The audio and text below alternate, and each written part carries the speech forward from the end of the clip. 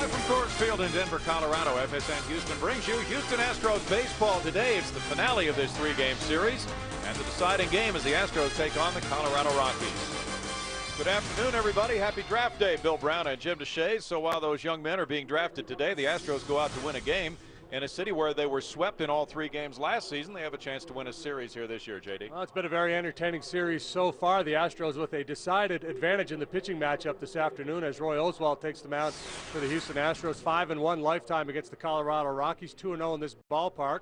For the season, Roy 6-4 has been kind of treading water here lately, looking for a win. 3.20 ERA, among the league leaders in many categories. Josh Fogg comes off the disabled list, so you don't know how many innings he's going to be able to provide for Clint Hurdle today. He's 1-5 with a 4.53 earned run average. Rockies won last night 8-7 to square this series after the Astros took the opener 4-1. Coming up, we'll see if the hitters rule today for a day game at Coors Field. Matt Holliday is now leading the National League in batting average and in hits. Lance Berkman is heating it up for the Astros. That's the matchup coming your way next.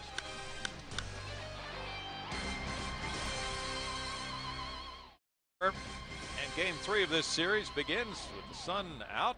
We have partially cloudy skies and Mark Loretta leading it off. Taking ball 1 from Josh Fogg.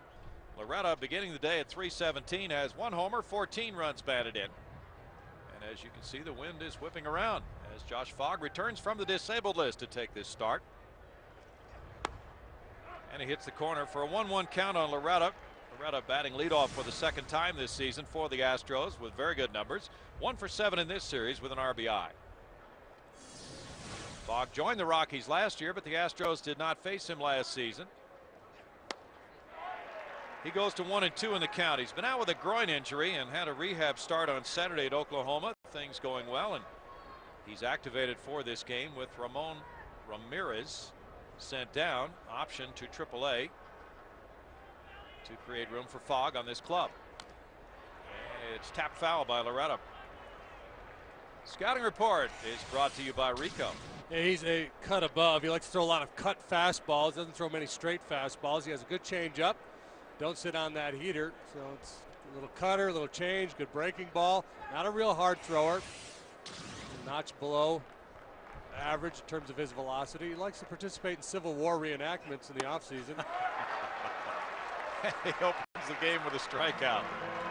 Starting lineup for the Astros is brought to you by Southwest Airlines. It's Loretta at second base, Hunter Pence in center field, Lance Berkman at first base, Carlos Lee in left field, Luke Scott in right field, Morgan Ensberg at third base, Adam Everett at shortstop batting seventh, followed by Brad Ausmus the catcher and Roy Oswalt the Houston pitcher.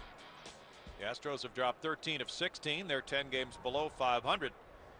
Hunter Pence takes, and it's up for ball 1. 368 for Hunter, 5 homers, 24 runs batted in, and 2 for 8 in this series with an RBI.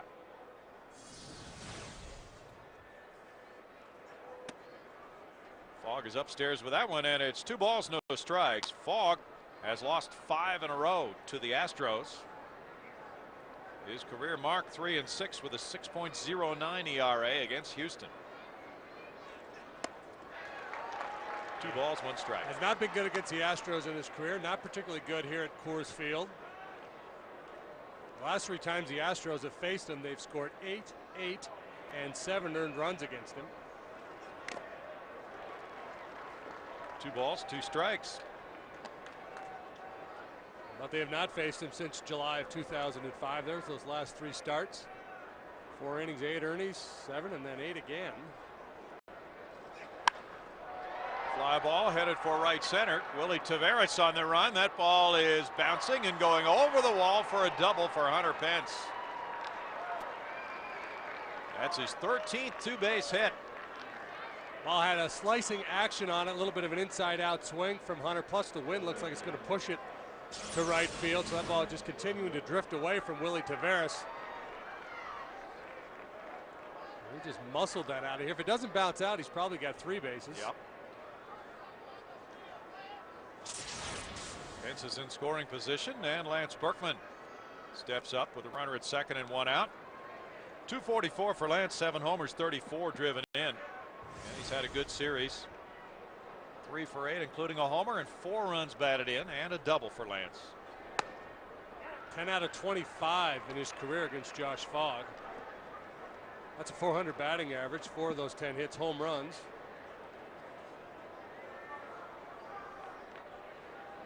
Taveras plays him to left center. Pitch is up, and it's 1 ball, 1 strike. Fogg with 1 win and 5 losses. Began the season as the number 5 starter. That 1 win came April 25th at New York. He gave up 3 runs in 7 innings, beating the Mets 11-5. He has not won since then until his last start at Arizona. Roll to first base. And taking it to first is Helton. Pence to third, 2 down now. So a 4-game losing streak overall for Fogg since that lone win on the 25th of April. And you see the last 3 outings. He has been putting up some good starts, but things have not been working out to get him into the win column. Yeah, 7 innings, 1 run against the D-backs. And that was here in this ballpark, and then in Arizona, 6 innings, 1 run.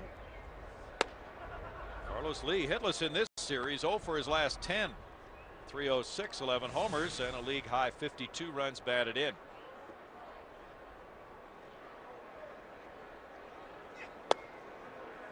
It's 2-0 with Luke Scott on deck.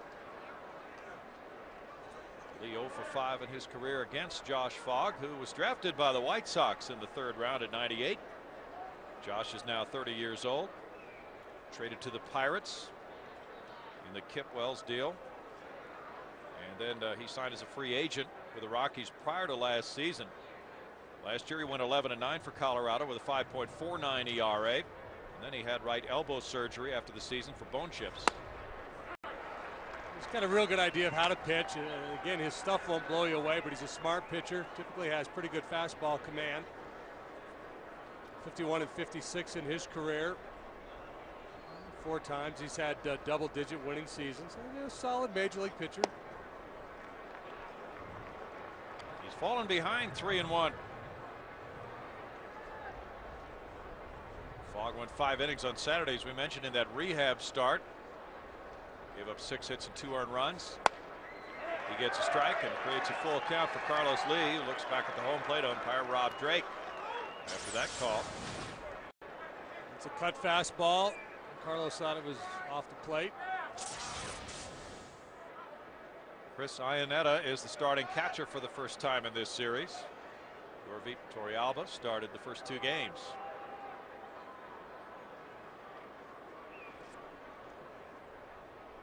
The injury for Fogg was a strained left groin.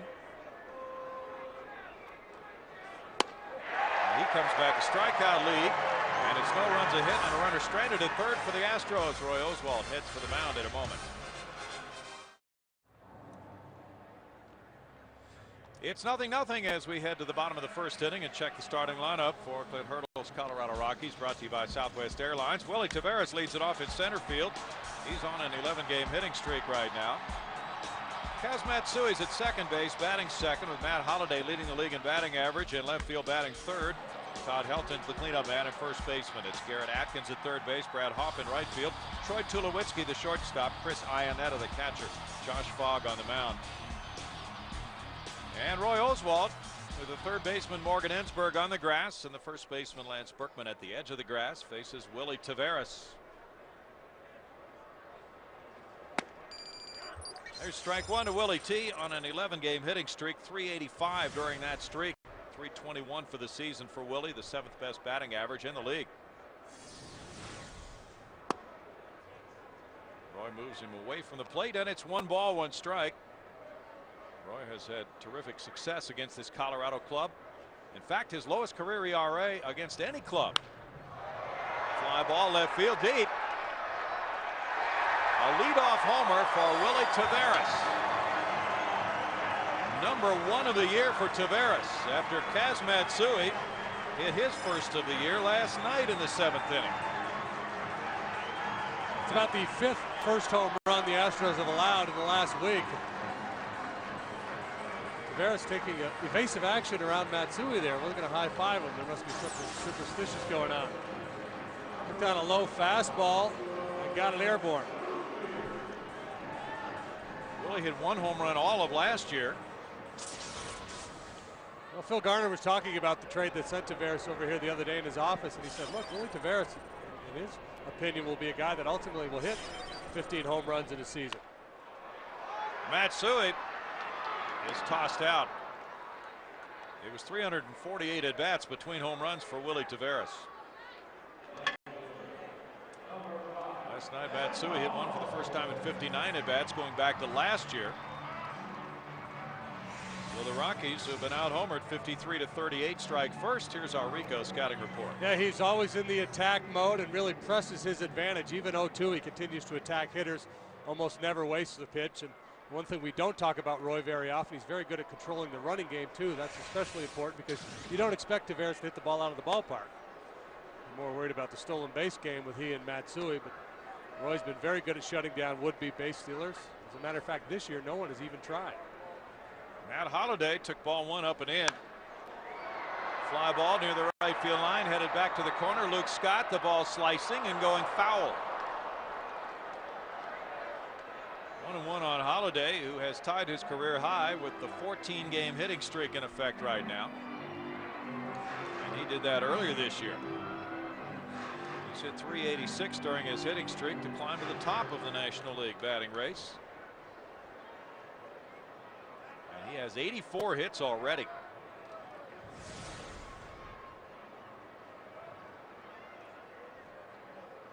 Holliday rips a line drive toward the left field corner. Carlos Lee over to get in front of it, and he'll make a throw into second. Holliday's coming.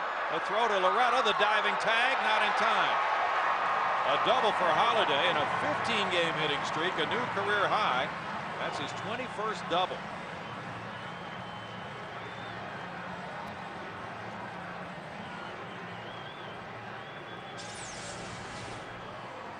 Because you have to play so deep here, singles turn into doubles in a hurry. Outfielders really have to be aggressive, and Lee made a nice play here. The throw just off the line a little bit. And Holliday pulling that one arm back. See, he pulled the right arm back to get the left hand to the inside corner of the bag. Very nice move. He's in scoring position for Todd Helton. Helton looks at ball one. Helton has the third best batting average in the National League, .330, and he's 5 for 17 in his career against Roy, including a long ball.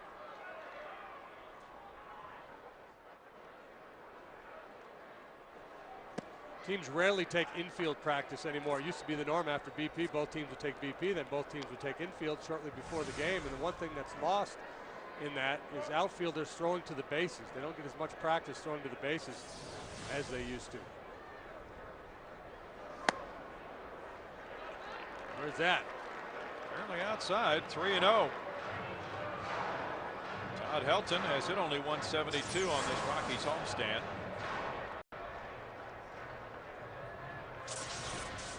Right where Ausmus set up.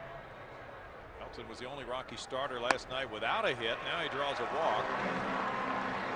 And it's Atkins batting with 2 on and 1 out.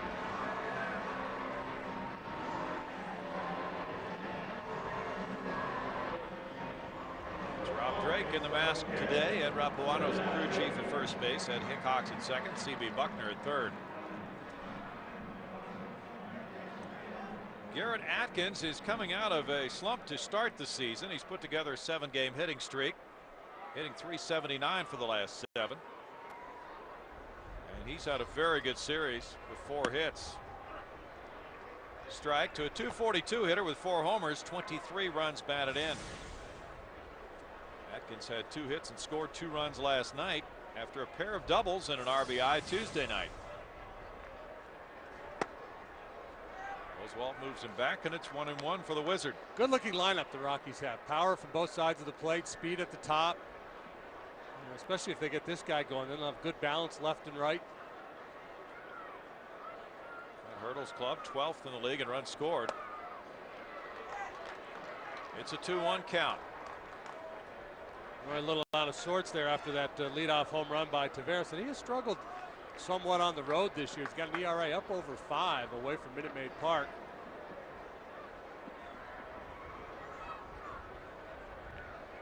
Atkins, a 5th-round draft choice in 2000 from UCLA, takes that one, and it's 3-1 to him.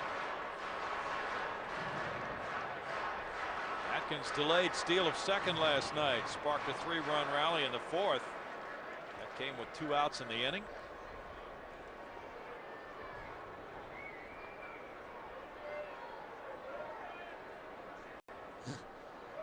Kind of throwing his hands up as if to say, "Oh, what do you want to throw here? I think I know your game."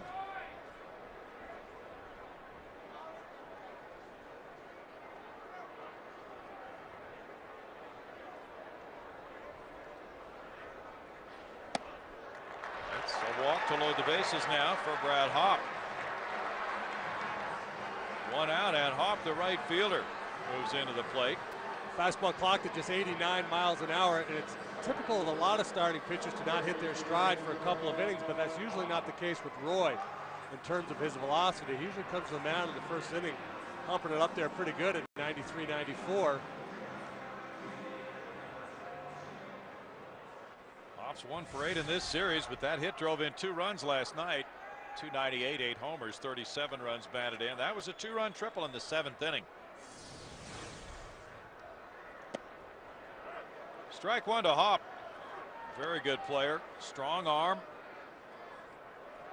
And he is counted upon to drive in runs for this Rockies club. He delivered 84 runs batted in last year. He was the player of the week last week in the National League. Late on that one, and it's 0-2 to Brad Hopp. Had the big hit in the ball game last night, 2-run triple off of Trevor Miller to make it 7-5 Rockies. Bases loaded, he's been pretty darn good. That was his first triple of the season last night, breaking the 5-5 tie. Hopp's driven in 10 runs on this homestand. Mark Loretta underneath, infield fly called, 2 outs. So Roy got in front of him and then got in on him for the pop to get him to a bases loaded 2-out situation facing Troy Tulowitzki. That big 0-2 pitch here. Hopp covering the outside corner with 2 strikes, and Roy beats him with an inside fastball. Talked about Roy pressing his advantage. He doesn't really waste pitches, tries to get hitters out on 0-2. Bases loaded for Tulowitzki. There's strike 1 to him. 267 for Troy, 2 homers, 23 runs batted in. He was 0 for 12 until he got a pair of hits last night. Drove in a run in that game last night. 22 years old. Fouls it back, and it's 0-2 to the first-round pick of the Rockies in 2005. He was the 7th player drafted that year. Got in 96 major league at bats last season, and this year he has been amazing at shortstop. He made 3 good plays in the 9th inning last night. It's 1-2. Tulowitzki is first in runs scored among National League rookies. Also leading in hits, walks, tied for second in runs batted in. Chris Iannetta is on deck.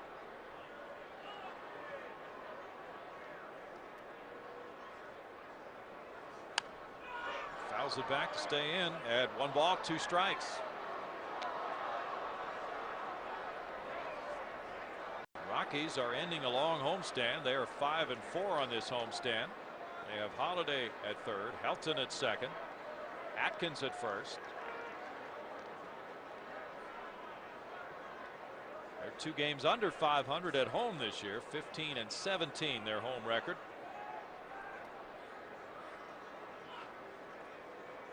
Astros and Rockies have had very much a home and home series over the years.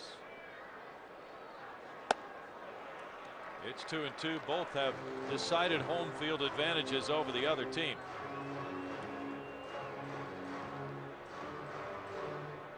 Rockies are 30-19 here at Coors Field against the Astros. The Astros are 17-4 at Minute Maid Park against the Rocks. Grounded third base, and Morgan Ensberg will get the force for out number 3. 1 run, 2 hits, 3 men left. The Willie Taveras leadoff homer gives the Rockies a 1-0 lead.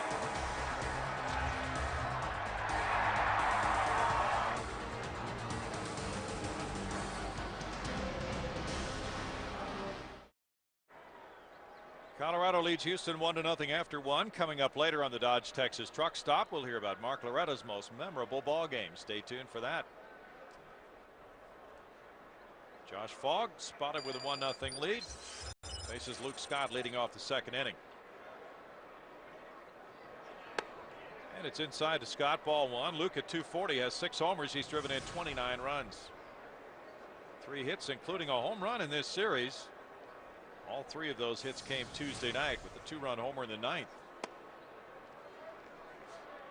It's 2-0 for Fogg. Run support is something he has not had in abundance this year. He's had 1 game with more than 3 runs of support. There's a shot into right field, and the Astros get their second hit. Good swing of the bat by Luke with that low line drive.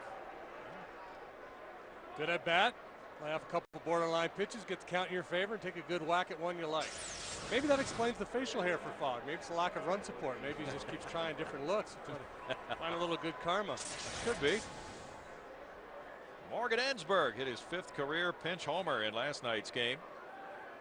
He gets a start today with 6 homers, 16 runs batted in, a .239 average.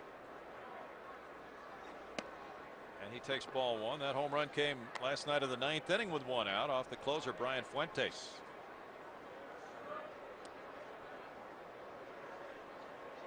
Good numbers against Fogg for Morgan. If you were listening to the pregame show, you heard Neil Holfeld make a case for Morgan Ensberg getting more playing time.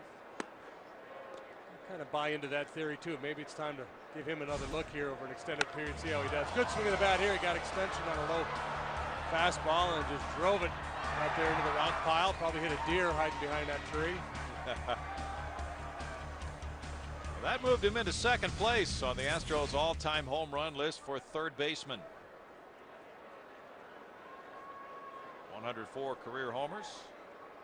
He's hit .375 in June. Playing sparingly. And the count runs to 3-0 on Morgan Ensberg. Josh Fogg has walked 22 this year in 54 2/3 innings.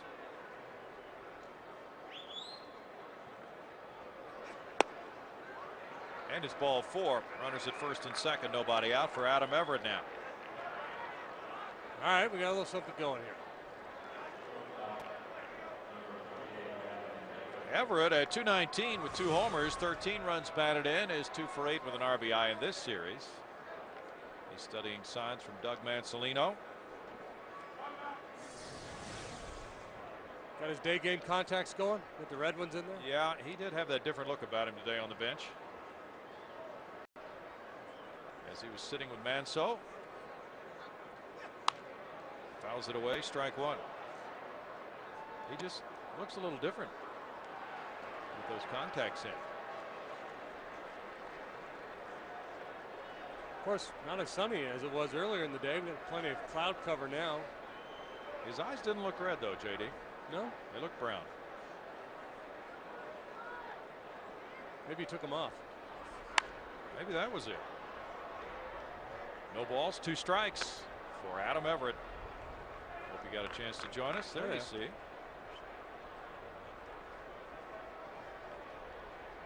Look away, look away. Yeah. We were talking about Tulowitzki, the Rockies shortstop, on the bench as he sat there with Manso today. Astros pretty impressed by that young shortstop defensively and what he's done this year. This one gets away from Iannetta, and the runners move up without a throw.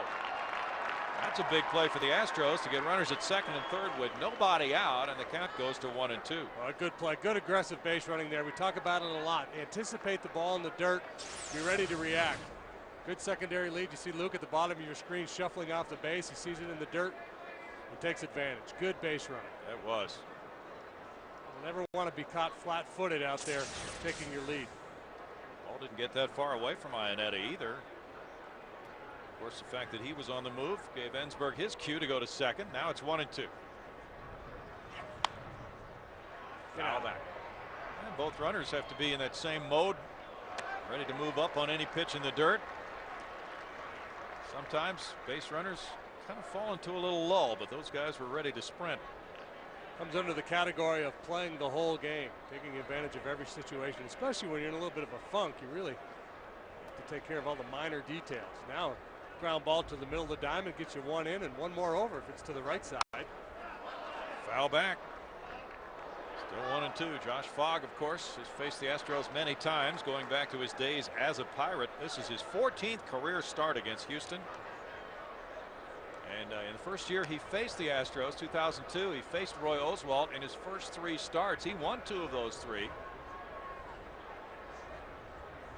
Then he beat Tim Redding in 2003. He was 3-1 at that point against Houston, but has not beaten the Astros since July of 2003, losing 5 straight decisions. Ground ball, the runner coming home. Atkins throws to first, barely in time. He juggled the ball and almost took too much time. RBI number 14 for Everett. Scott scoring, and Ensberg takes third, which is important. Yeah, especially on a ground ball to the left side, you don't think you're going to be able to take advantage of it. But Atkins having to drift to his left allows Ensberg to get into third base. And did they get him? Maybe. Wow, bang, bang. Could have gone either way. Sure could have. Nice job by Everett, behind in the count 1-2, making some contact, picking up the RBI to tie the game 1-1. Now the infielders come in with Brad Ausmus the batter, runner at third and 1 out. 228 for Brad, no homers and 6 runs batted in, and there's all kinds of room between the infielders and outfielders in this ballpark when the infield comes in. So much so that a hitter can be thinking double if he gets a little pop fly over the infield. It's ball 1 to Brad with Roy Oswalt on deck. Brad catching all 3 games of this series. Strike. Well, I had a little sink on it. Most of the fastballs that Fogg has thrown have been cutters. A little bit of a sinker. He's trying to keep the ball on the ground. Brad looking for something he can elevate. Eric Munson had caught the 2 previous games before this series. Roll to second. Matsui with a runner holding. Tosses to first. And the infielders coming in. That really paid off for Clint Hurdle. On this high grass, that ball barely made it out to Matsui. 2 outs. And it's Oswalt with a chance to drive in a run to give himself the lead. Roy has 3 hits and 26 at bats, a 115 average, and he is looking for his first RBI. That's ball 1 to him. Rockies have scored 9 runs in the first 2 games of this series.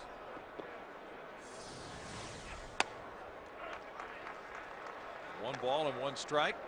And usually it's a situation of thinking about 7, 8 runs to win a game in this ballpark. It was 8-7 last night, but it was 4-1 the first night. 1-2 the count. And for a starting pitcher, it's about staying in the game regardless of what the numbers are. And the pitching line.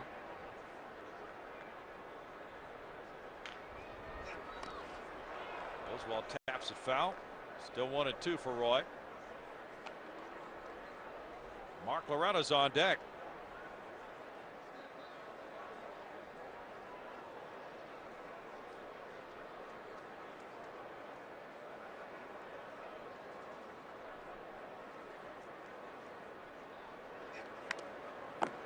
It's a good protect mode as Roy reached out, just tapped it foul to stay in there at 1 ball, 2 strikes, and hopes for a mistake from Fogg. Fogg has a 51-56 career record with a 4.87 ERA. Taylor Buchholz has now gone to the bullpen, and he got the win last night with 1 perfect inning. So Fogg can rejoin the rotation. Todd Helton and Brad Hopp angling over for this foul pop, and it's caught by a fan. Roy putting up a battle here with a 1-2 count. They have nothing else making Fogg throw some pitches here. Continues to throw that little slider cutter out away from him. Probably beat him with an inside fastball, but pitcher with a runner in scoring position. In this instance, 90 feet away. Sometimes you tend to lean on your favorite pitch, and for him it's that cutter. Fogg is a native of Lynn, Massachusetts, who went to the University of Florida. 2-2. He didn't become a full-time pitcher until his junior year at Florida. He was a reliever at Florida. In high school, he was a second baseman. Fields the position well, quick feet. He has good range off the mound on little taps. Roy coughing as he calls time with a 2-2 count.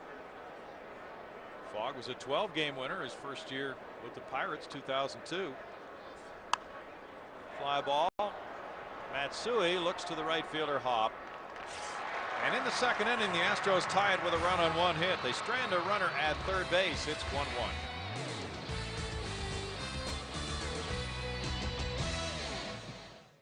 It's Houston 1, Colorado 1 in the middle of the second inning. Now it's time to recognize Chevy's most dependable fan. It's Missy Bosch from Houston. For your chance to win 2008 season tickets, visit www.dependablefan.com and tell us why you deserve to be Chevy's most dependable fan. These fans out on a partly cloudy day for a day game in downtown Denver. It's a 1-1 affair right now. Roy Oswalt facing Chris Iannetta. Iannetta 0 for his last 10.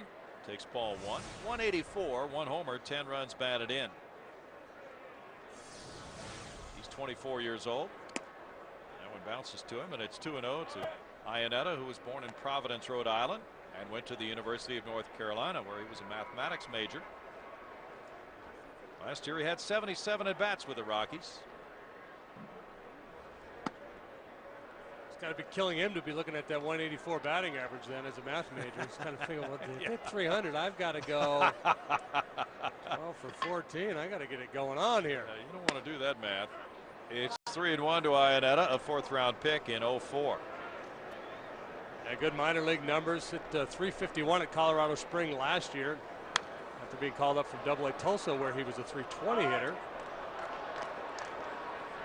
Well, pretty good line of catchers coming out of North Carolina. B.J. Surhoff, Matt Marullo, Scott Bradley, all going on to the big leagues. Iannetta strikes out after jumping in front in the count. 3-0. Oswalt getting strikeout number 1 of the day.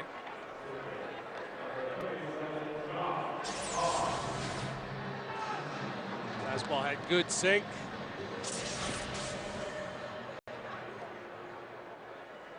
Roy has not won since May 12th when he beat Arizona. Josh Fogg takes strike 1. He's 3 for 18 for a 167 average. Roy certainly pitched well his last time out against Wainwright and the Cardinals, giving up 1 run in 7 innings. Got a no decision in that one, which turned out to be an 8-1 Astros loss. 1 ball, 1 strike to Fogg. The Rockies have drafted Casey Weathers in the first round. They had the 8th pick. It's a pitcher from Vanderbilt. Popped up. Lance Berkman over for out number 2. So what's the deal? Vanderbilt turns out a first-round pitcher every year, don't they? Seems, yeah. Our Coors Light Cold Blast comes your way now, and it's Willie Taveras with the home run in the first inning. A leadoff homer. You tend to be very aggressive against a guy like Taveras because he's primarily a singles hitter, so the last thing you want to do is walk him, but jumped on that one. Now the Astros have Ensberg on the grass at third again.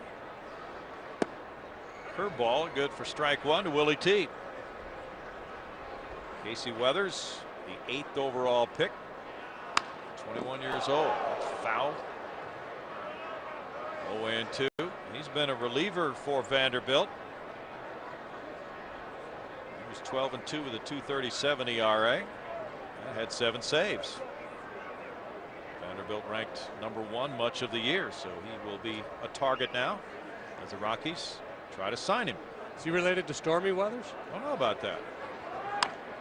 Little chop goes back to the mound. And that's a 1-2-3 second, keeping the game tied 1-1.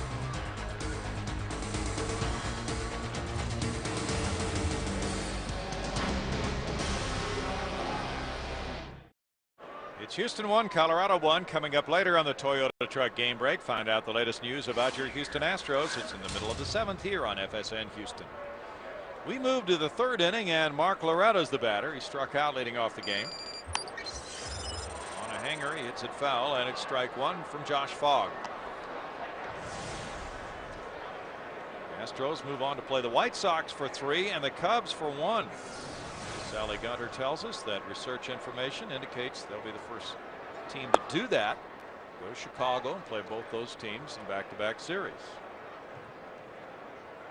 1 ball, 1 strike.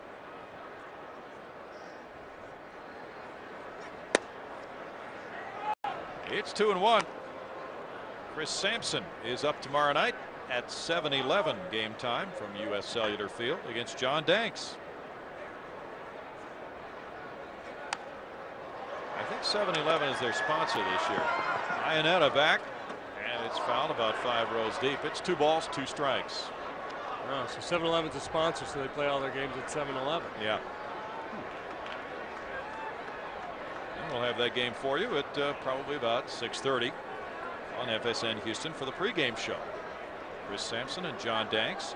Saturday, it's Jason Jennings and John Garland. Tulowitzki. 1 out. Saturday's game will be on channel 26 in Houston on Big Fox as we move aside for that crew. And Sunday we're carrying the matchup of Wandy Rodriguez and Mark Burley, a matchup of lefties. 12:30 for that pregame show, and then Monday night the Astros are at Wrigley to play the Cubs. Woody Williams against to be announced. He's good. He is really. We see him a lot, don't we? Yeah. To be.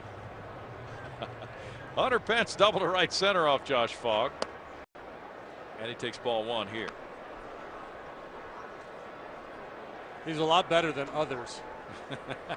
Others shows up on the stat sheet. It's generally guys that have been sent out. These don't have very good numbers. Yeah. Foul back, and it's 1 ball, 1 strike.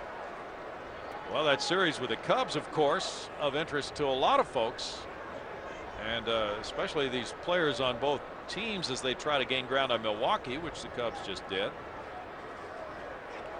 And the Astros will be playing Milwaukee in another couple of weeks, JD. Didn't Zambrano pitch for the Cubs yesterday? Yes. So it seems like Monday would be his day. Yes, you're right. But it's down as TBA, so we'll get the word that it is Zambrano, who dialed up a very good game yesterday.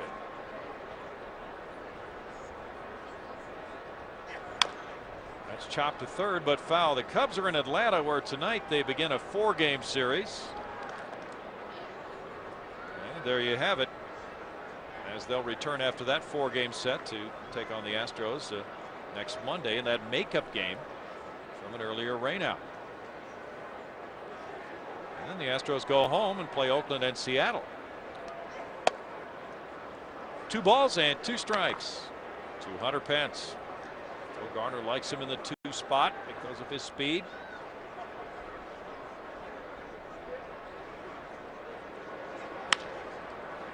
In the hole, Tulowitzki throws on the run, but does not get him. Despite his best effort, he does have a strong arm to make that kind of a throw from the hole. Well, he gets probably any other runner on the Astros. Yep. I mean, and that's a heck of a play. This Pence with too much speed, but we've seen this now 2 or 3 times from Tulowitzki. And not just the strong arm when he's able to load up and plant that back foot, but throwing off balance, airborne, getting a lot on the throw. Pence is 2 for 2 in this game. He's aboard for Lance Berkman. Imagine that, 2 hits for Hunter Pence. That happens quite often. Berkman with a high drive right field. That's a 2-run homer, a no-doubter into the second deck for Lance Berkman, who's starting to sizzle. Home run number 8 of the season, and the Astros lead 3-1. Happy days are here again, maybe, for Lance Berkman. That's 2 homers and 3 at-bats. And 2 legit homers, too. You know, we talk about it so often. Once a hitter starts to drive the ball the other way, stay through the ball, and start to hit the ball hard the other way, then the power starts to come. Opposite field home run last night. Now he gets the head out on one and just jerks it into the second deck. And unlike that one he hit at Minute Maid where he felt like he didn't put a very good swing on it, this one he really got. Oh, he did. He crushed it. Carlos Lee with ball 1. Berkman now has 36 runs batted in. Doesn't it just figure, knowing that a suspension is around the corner? Yeah. And he knows one is coming. But a player hates to sit out when he's hot. I can always appeal. Ripped to left field. It's hooking, but Carlos Lee has. Thought he had it. It's foul. Looked like it would stay fair, and the ball does not usually hook as much or slice as much here in the Mile High City, but that one did hook. Foul. C.B. Buckner, the third base umpire, took a good long look at it. Not an easy call for a third base umpire because sometimes it can be hard to track that ball. You're facing the plate and then it's hit over your head. You have to turn and pick it up and track it. It's a tough sky too to track a ball against. Buckner with a foul call. Now it's 2-2 to Carlos Lee. A great story by Ron Luciano. He was up at third base and the ball was hit like that. He had no idea. So he emphatically called it a home run, and the other dugout just emptied, screaming at him. He said, "Uh-oh, I blew that one." I don't know what, he didn't know. I just guessed, but I'm gonna sell it. I'm gonna call it emphatically. Make it look good. The Astros have not gone back-to-back this season. Their opponents have done it to them 4 times. So maybe the worm is about to turn.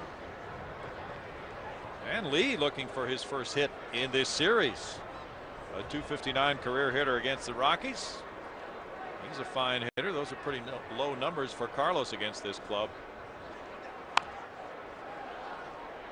Fouls that one to keep the count at 2 balls, 2 strikes. Fogg starting to work inside a little bit more now. Second time around the order. Featured a lot of cutters away to Lee in his last at bat.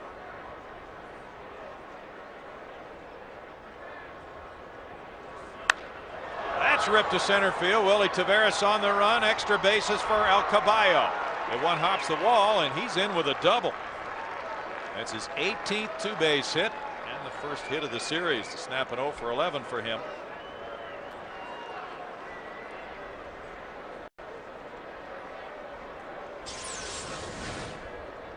Another solid at bat for Lee. Fogg makes a mistake with the cut fastball this time, leaves it up and not off the plate enough, and Lee hammers it to center field. Didn't get our back-to-back home runs we were cheering for, but very good swing of the bat. Back-to-back extra base hits. 3 hits in a row for the Astros.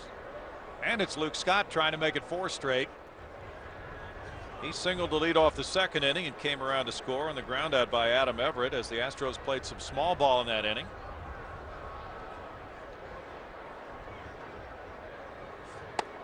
It's ball 1 in tight.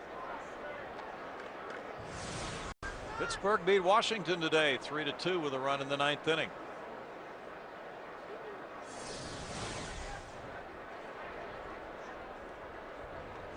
Matt Capps the winner. He beat Chad Cordero, and Jason Bay hit his 11th homer. Freddie Sanchez number 1. A shot into right center field for Luke Scott. Will score El Caballo. It rolls all the way to the wall. Scott will head for third base without any resistance from Doug Mansolino, and no throw. Stand-up triple for Luke Scott. His 2nd triple of the year, and the Astros get their 3rd run of the inning home to lead at 4-1. The last 4 hitters have hit for the cycle. Single Pence, home run Berkman, double Lee, triple Luke Scott, shooting the gap. After that solid line drive single last time up. Able to get this one between the outfielders all the way to the wall. This ballpark yields a bunch of triples. I think I can. That's his first series ever here. Last 4 hitters, single, homer, double, triple. Now we'll see what Morgan Ensberg can add. With the infielders in and 1 out, a runner at third. A shot on the ground, backhanded to Tulowitzki. 2 down. That ball hit hard too. Yes. Scott still huffing and puffing. Yeah, recovering from a sprint like that at altitude obviously takes longer. Now it's Adam Everett with the infielders backing up with 2 down. He hit the grounder that got Scott home in the 2nd inning.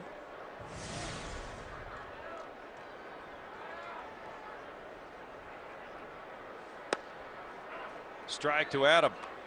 The pitchers do a lot of running in season, for the endurance But position players, you know, they work hard in the offseason, get in shape throughout spring training. But once the season starts, they don't do a lot of conditioning work. They play every day. You got to save the body some. They'll do a lot of weight work. Don't see many position players out running miles.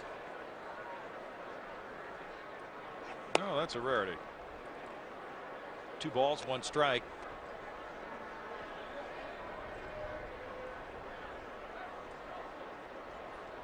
I don't know any. I don't know any player, any position players that ever did a lot of running in season. Can't think of any. Willie T freezes for a beat in center. Now moves back a few steps for the 3rd out. And the Astros put together a 3-run third with 4 consecutive hits.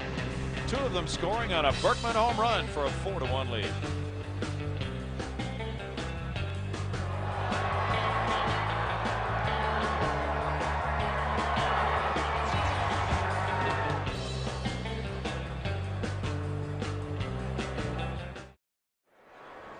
It's a 1-0 count for Roy Oswalt, and Matsui swings and fouls it back. 1 ball, 1 strike to Kazuo Matsui, who grounded back to Roy in the 1st inning.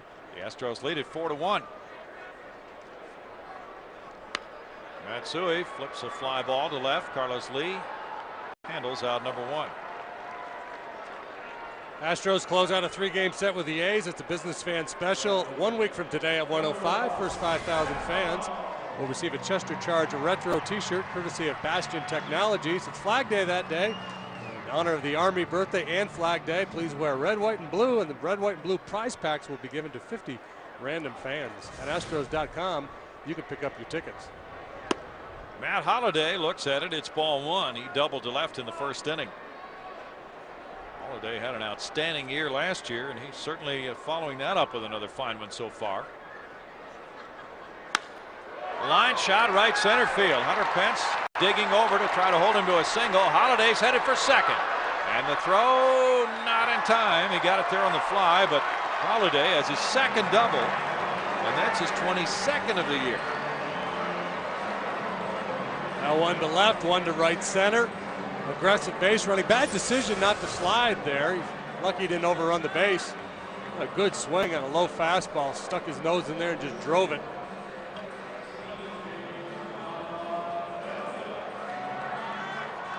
That's 4 doubles and a triple for him in this 3-game series. And he almost went past the bag. Yeah, you got to slide there. Todd Helton with a check swing foul is behind in the count. 0-1. He walked in the 1st inning. Helton was a Rockies 1st-round pick back at 95. They have really trended toward drafting pitchers, though. Takes the slow curve, and it's 0-2 this year, the 6th time in the 16 drafts in the history of the Rockies that they selected 8th or lower. And this is the 2nd consecutive year the Rockies took a pitcher with their 1st pick.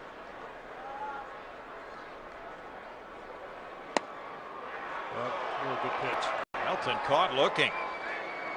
Boy, that doesn't happen very often with him. 3 pitches, caught looking. See you later. Strikeout number 2. We talked about Roy's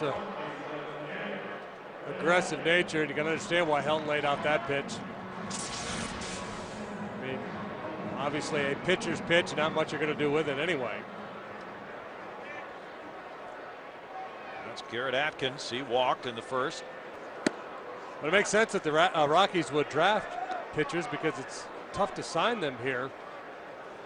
You know, some have tried. You know, Mike Hampton, DK, a number of guys signed and came up here, but didn't really work out. Free agent guys that got big bucks to come here. So there'll probably be fewer and fewer veteran pitchers with good resumes willing to do that. So if you can develop your pitchers from within, and there'll be a ton of willing position players to come here to the light air. Well, they took John Burke with their 1st-round pick in '92. Jeff Francis in '02, and Greg Reynolds last year. Reynolds is a Double-A, coming along well for them.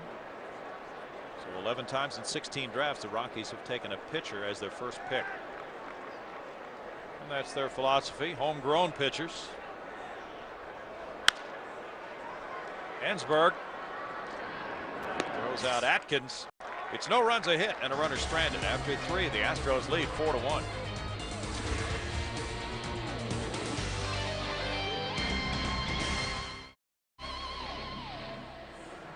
It's 4-1. The Astros lead the Rockies here. Beautiful ballpark. Coors Field in downtown Denver. Josh Fogg just off the disabled list. Gave up a run in the second, then 3 in the Astros' third inning. Now it's Brad Ausmus to lead it off in the fourth. Astros have collected 6 hits off Fogg, 4 in a row in that third inning. He delivers strike 1 to Ausmus, who rolled out to second earlier. Roy Oswalt's due to bat second, then Mark Loretta. Line shot into center field, and Ausmus greets Fogg with another good swing. The Astros hitters putting things together pretty much throughout the lineup today.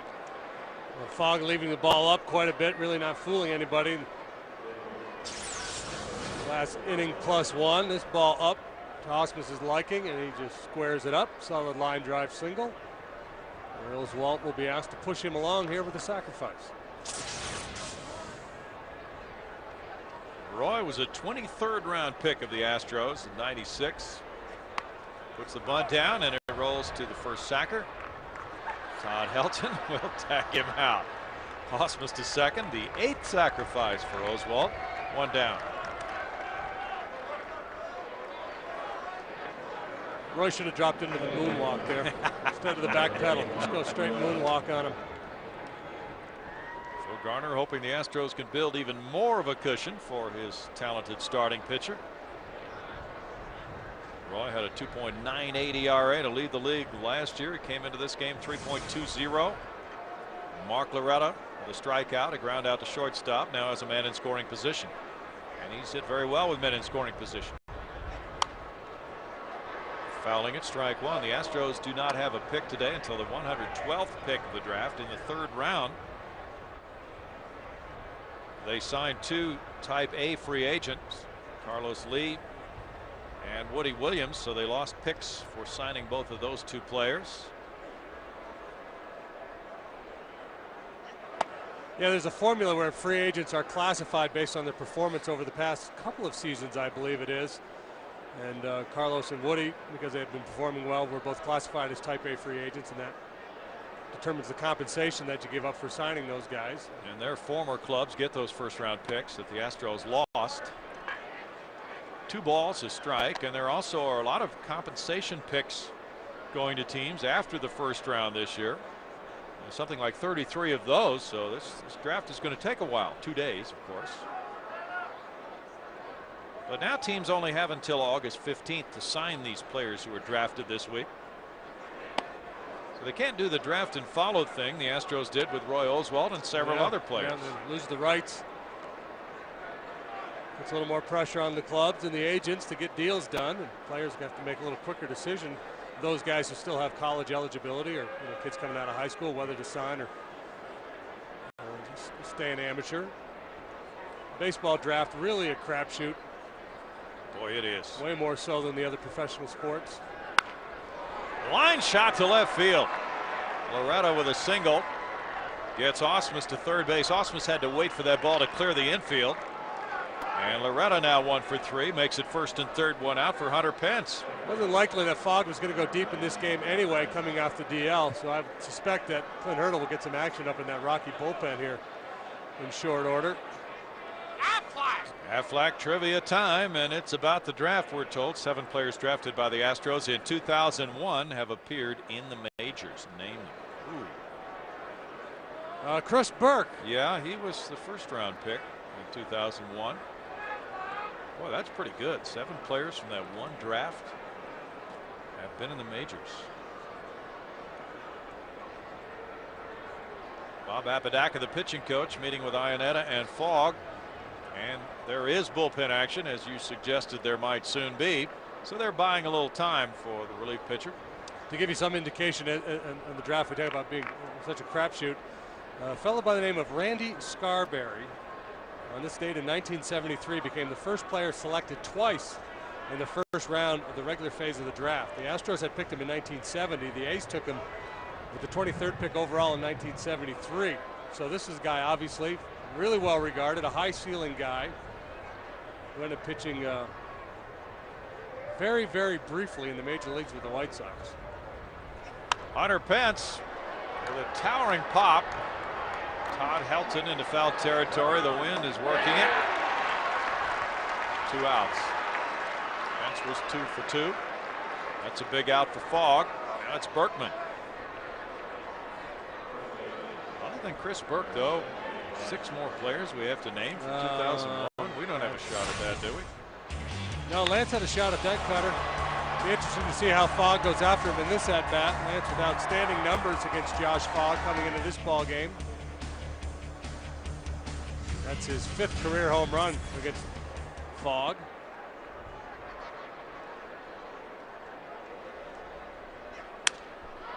That's a broken bat. Fly ball to Brad Hopp in right field. And Fogg is out of trouble here in the 4th inning with no runs, 2 hits, 2 men stranded. It's 4-1 Houston.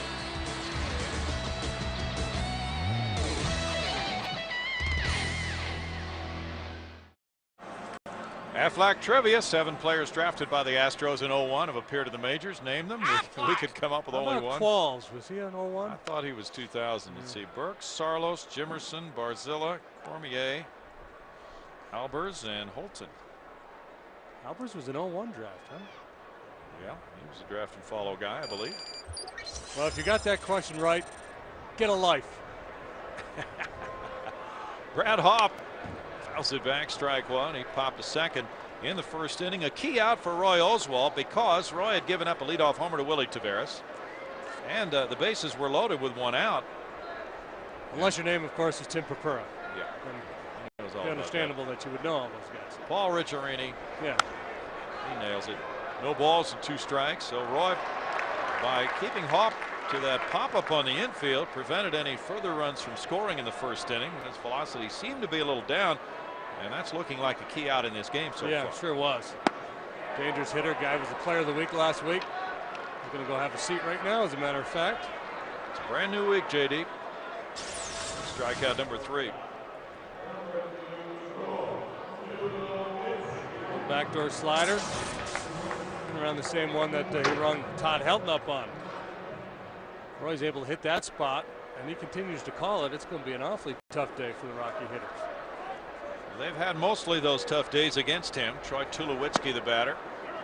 Strike 1. Roy has dominated this Rocky club with that 5-1 record, a 1.73 ERA. This one goes foul, and it's no balls, 2 strikes. Roy lost a tough 2-1 game at Houston to Aaron Cook last year. He has never given up more than 3 runs against Colorado. 1 ball and 2 strikes. Roy's first game here against Denny Nagel back in 2002. He won 8-4. A shot by a diving Ensberg, who stays down, and Carlos Lee slides to block it, but it's a double for Tulowitzki, his 10th. Sharply hit. Ensberg landed a little awkwardly. Thought maybe his shoulder had hurt him, but he seems to be okay. I think once it got by him, he was just watching the play develop in the corner. Look out there and watch Carlos go after this ball. And usually in left field, once it's hit in the corner like that, you just automatically assume double so that you can play it off the wall and hold the guy to a double. But in this park, because it's so deep, that ball gets to the wall, it may be a triple. Might be. It's 3 doubles today for the Rockies. Chris Iannetta struck out in the 2nd inning after being ahead in the count 3-0. Fogg is on deck. That's strike 1. Home plate umpire Rob Drake called Iannetta for swinging the bat. He seemed to accept that rather philosophically. But the way things have gone with the umpires in this series, that's not a bad idea. Tom Martin no longer throwing in the bullpen. 0-2. Roy back on track here, getting ahead of all the hitters. We swung more breaking balls.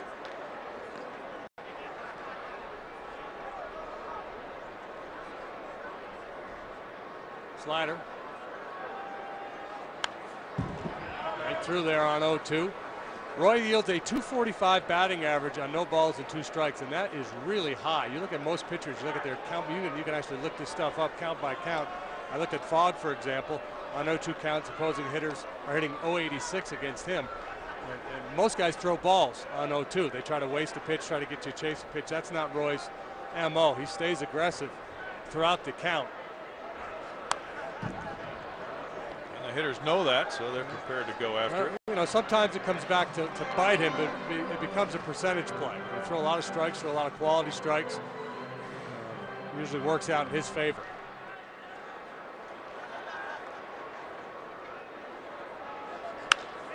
Line shot into center, charged by Hunter Pence. And he fires toward the plate. And it's wide. Iannetta an RBI single, and it's 4-2 now as he drives in his 11th of the year, snapping at 0 for 11.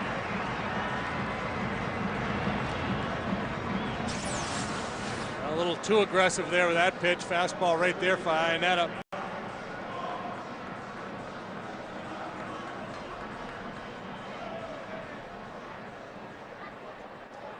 Hunter drifting a little bit as he fielded that ball, not able to square up his shoulders, and that caused his throw homeward to drift. Josh Fogg with Ensberg charging, takes it, and it's ball one. Fogg has 3 sacrifice bunts this year. Taveras on deck. Now Fogg wants to hear from Mike Gallego, the third base coach.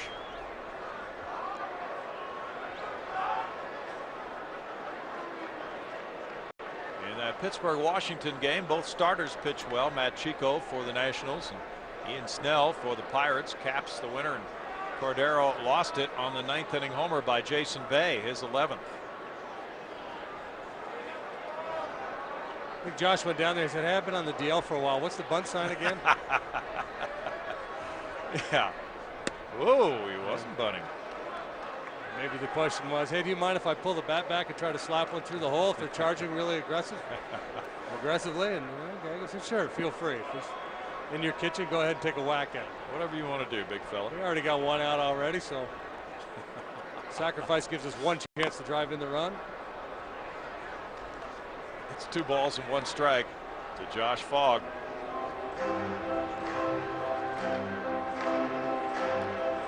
Rockies go on an interleague road trip to Baltimore and Boston. The Astros take on the White Sox. White Sox are at home to the Yankees tonight. Runner going. It's dribbled out towards shortstop. Everett coming in. Throws him out. Iannetta makes it to second, and Fogg advances the runner on out number 2.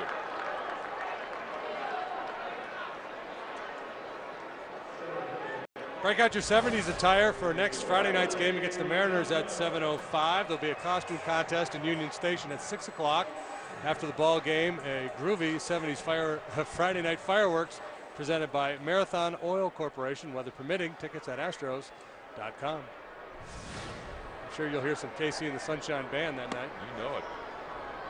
Willie Taveras looks at the hook, and it's ball 1 to Willie T, who had a leadoff homer in the first. Rounded back to the pitcher in the second. Hunter Pence is in right center field.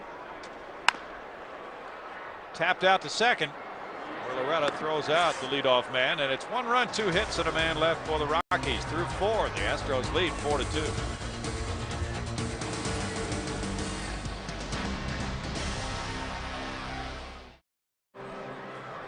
It's Houston 4, Colorado 2 after 4. Time now to check our Texas Ford dealers league leaders. And it's the National League RBI leaders with Carlos Lee. 4 better than Prince Fielder. Then it's J.J. Hardy and Chase Utley. Matt Holliday is 5th. And you can see why the Brewers are doing so well with Fielder and Hardy up there. Now Lee, the former Brewer, takes ball 1. He has a double and 2 trips in this game. They called up that kid Ryan Braun. He's swinging the bat well for them too. Yeah. Fly ball center field. Willie T coming in and loops in front of him. And that's hit number 2 for Carlos Lee. Willie wasn't exactly busting it, but sometimes things can look a little bit different up here where we sit. He probably had conceded that was a single all along. He froze initially. You see that a lot. You know, big swing from a slugger, hitting the ball towards the center fielder. It's a tough ball to get a read on, and once he realized he couldn't make the play, he laid back to take it on the convenient hop. So Lee's 2 for 3. And Luke Scott has a single and an RBI triple. Good cut there. Strike one, foul. Now there's so much territory to cover here in this outfield. Outfielders naturally do not want to get burned deep. And that means that some of those hits will dunk in front of them.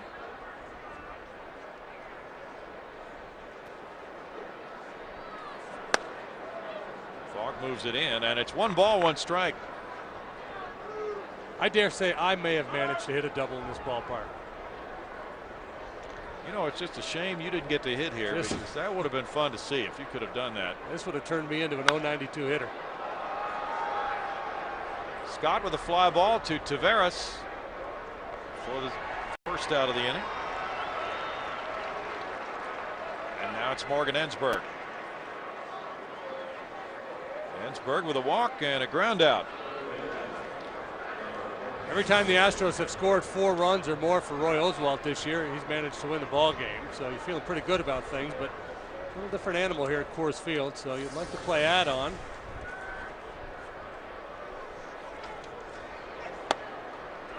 Strike one. 78-2 in his career with 4 runs of support or more. I wonder if Josh Fogg knows what he's up against. He may not realize that.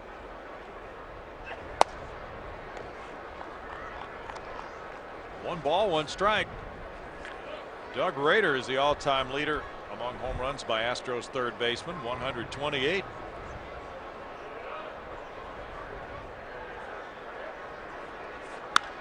Ensberg to right field toward the corner. It's slicing and foul.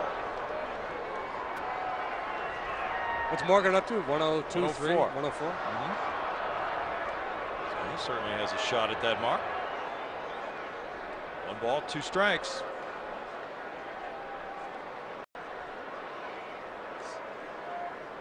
Fogg's allowed 9 hits so far. 4 in a row in the 3rd inning.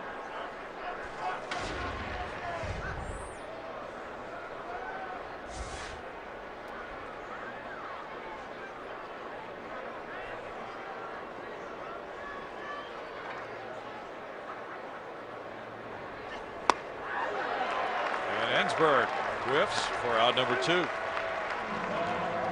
3rd strikeout for Fogg.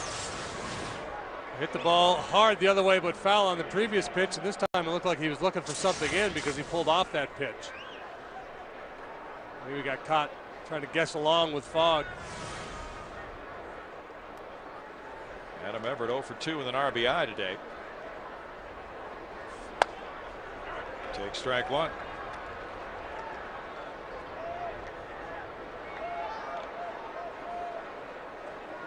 Rockies starting pitchers have combined for just 15 wins this year.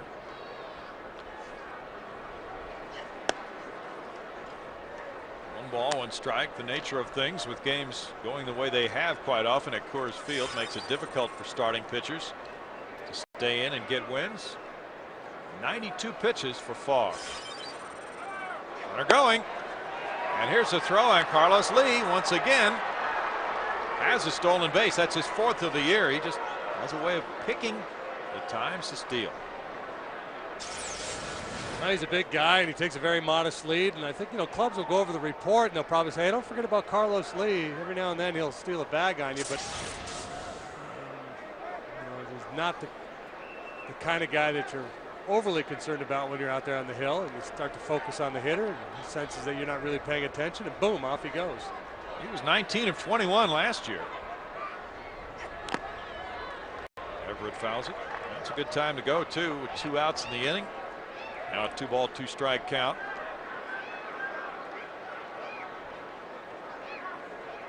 And that's the pitching line for Josh Fogg. Starting pitchers for the Rockies have gone 6 innings in each of the first 2 games of this series. Jason Hirsch allowed 2 runs. Aaron Cook allowed 5. Good play by Iannetta on ball 3 in the dirt. It's a full count now. Quick feed, huh, for the big man? Very quick. Really had to get out there in a hurry.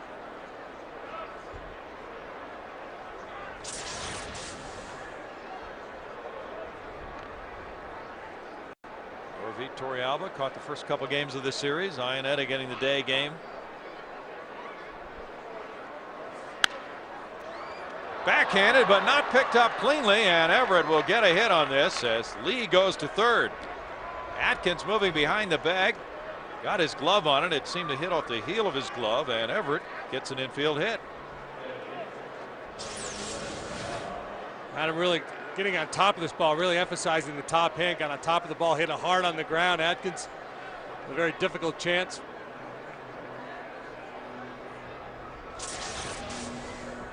That's hit number 10 for the Astros. Everybody but Ensberg and Oswalt. Now Osmus to left center, and that is driven by Willie Taveras. He picks it up on a hop as Lee scores. Here's Everett coming in.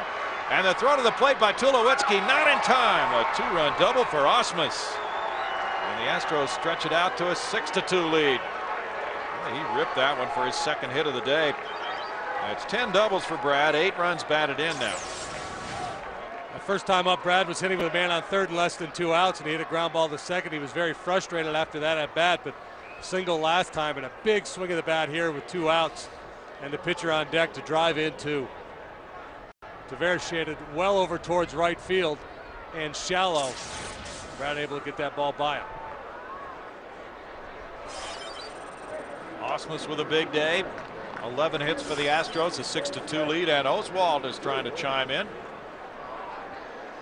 Roy hit a fly ball to right, put down a sac bunt, taking strike 1. Now everybody but Ensberg and Oswalt have been in that hit column,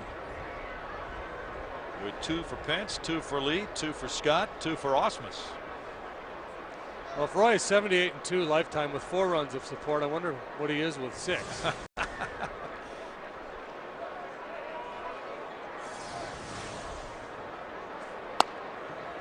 Fogg catches a corner, and it's 0-2. Earlier, Tom Martin, the lefty, was working in the Rockies bullpen. Now the Rockies have a right-hander out there.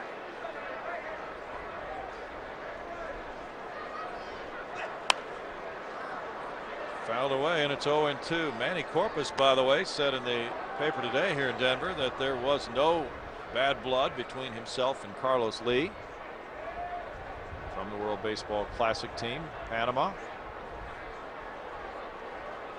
He said that pitch that was behind Lee just got away from him. I mean, he's the guy who's warming up. So this could get interesting. 1 ball and 2 strikes. Roy with 6 runs of support or more is 49-1.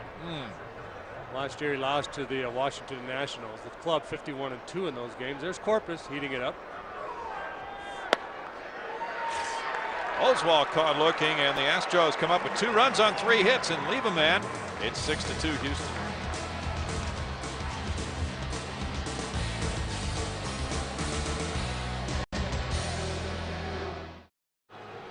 Welcome back. Bottom of the 5th. Astros lead the Rockies 6-2. Astro fans join us for Astros Insider each week to find out what's going on with your favorite baseball team. This week you'll see how Hunter Pence measures up against other Astro rookie greats. Plus you'll see the personal side of getting demoted to the minor leagues. All of that and more on Astros Insider tomorrow at noon, only on FSN Houston. Hey, I wonder how the Lance Berkman show was today. I haven't heard any feedback on that yet. Hopefully we'll get a chance to watch that when we get back home. Kaz Matsui is 0 for 2 in this game. There's strike 1. Correction on the pitcher who was warming up. It was not Manny Corpus. It was Jorge Julio, number 50 instead of number 60. I didn't see that number properly. 1 ball and 1 strike as Matsui tries to get on for Holiday and Helton to follow. And the slow curve takes it to 2-1, but Julio is no longer warming up. The Astros lost their first 6 road series here in Colorado, going back to Mile High Stadium. Season series before they won in '99.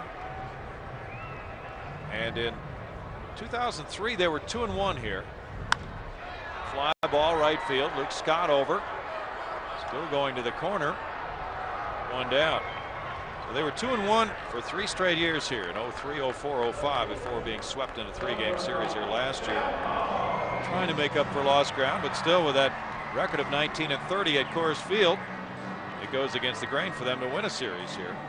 Pretty good feather in their cap if they can do it. Matt Holliday with 2 doubles today is going to try to prevent that from happening. That's ball 1 to Holliday. It's weird how that works out. The teams just have problems in certain ballparks because over the years, most of those years, the Astros have been pretty good. The Rockies haven't been very good at all. That's true.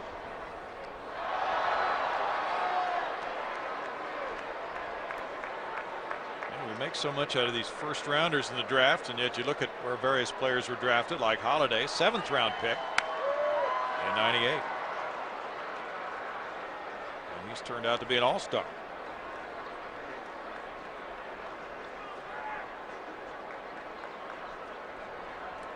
A lot of guys come from deep in the draft. There's a lot of #1 draft picks that never make it. Oh man, they take a lot off that clip. And Holliday was trying to stay back, but he popped to Berkman. Well, it's time to break out something new after a couple of doubles. Royce, I'm going to flip up an old, what they used to call a slow ball back in the old days. Look at that. That's a hitch and gun. That's kind of swing you take at a slow pitch softball pitch. Todd Helton up the middle. Spin move by Adam Everett, and a very good play gets Helton for a 1-2-3 fifth. The Astros lead at 6-2.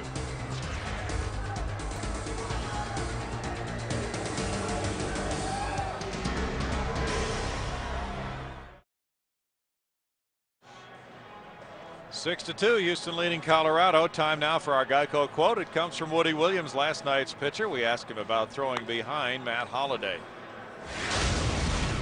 I guess after a home run, that's what happens. But, you know, at that point, I just get to the point where I was tired of giving up runs and making sure I get the ball inside, you know, and goes behind him. So, you know, I don't even think it hit him.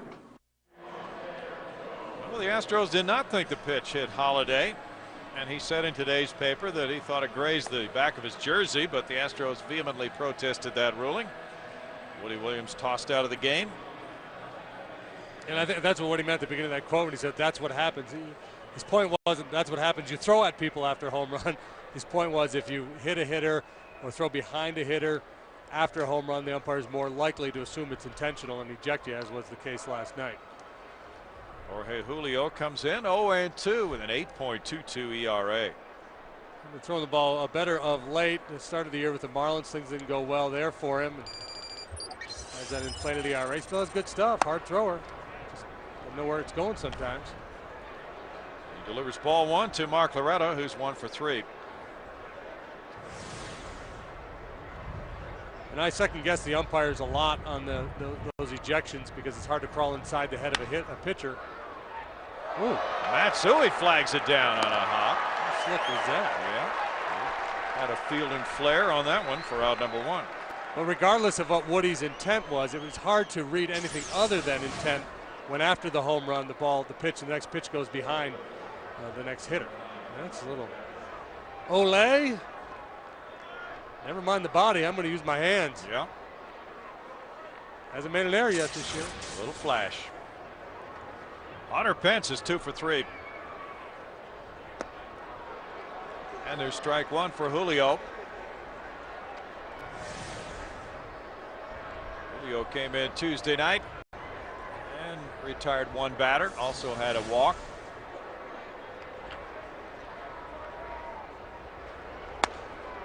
Misses there, and it's 1 ball, 1 strike for Jorge Julio, former closer with Baltimore. And earlier this season, the Astros tattooed him when he was a Marlin, and he was traded to the Rockies. Old young Kim, who's now in the starting rotation for Florida. 2-1 the count for Julio. Well, the other thing that was interesting that Woody said in that quote was, I was just tired of giving up runs. And sometimes as a pitcher, you just got to push back. You know, you get knocked around, you're frustrated. And a lot of times what you do is you'll throw hard in with the intent of, if he doesn't get out of the way, it's going to hit him. But I'm not trying to drill him here, but I'm just trying to send him a message, send all their hitters a message, and I'm going to compete.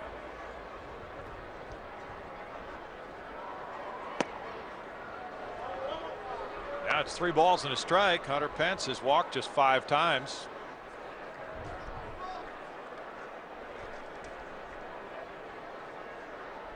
He has a .394 on base average coming into this game. Pops it up. Todd Helton. Iannetta hustling. It's in the dugout, and it's 3-2.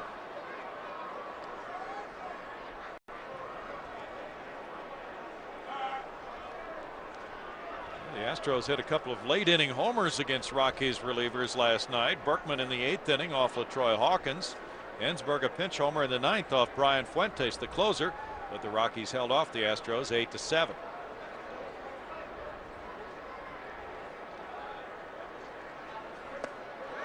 Pence strikes out, and he's thrown out by Iannetta to Helton for out number 2. And if Hunter doesn't start to draw more walks, you'll see more of that. Team's not willing to give in to him because he is such a dangerous hitter. Let's take a look at what's on tap, brought to you by Bud Light. Tomorrow in Chicago, Chris Sampson 5-5, 343, 7 quality starts. He's up against John Danks 3-5 with a 434. Solid start for him last time out at Toronto. Sampson leads all National League pitchers, rookie pitchers in wins. That's how they say it in Canada. That's how they say it. Whoa, the bat gets away from Lance Berkman. Glances off the roof of the Rockies dugout and hits somebody. They got a vendor, somebody down there. Yeah, a guy in a yellow shirt. They're calling for help for him.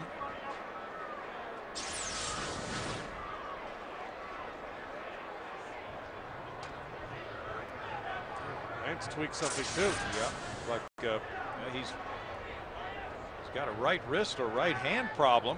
It appears he was shaking the right hand. Looked like maybe his right leg as he took his stride. Something happened there when the spike may have caught. Loose grip promotes bat speed. The same thing they talk about in golf. You don't want to squeeze the club too tight. That tenses the muscles. It slows down the swing. Same thing with baseball. A relatively light grip on the bat.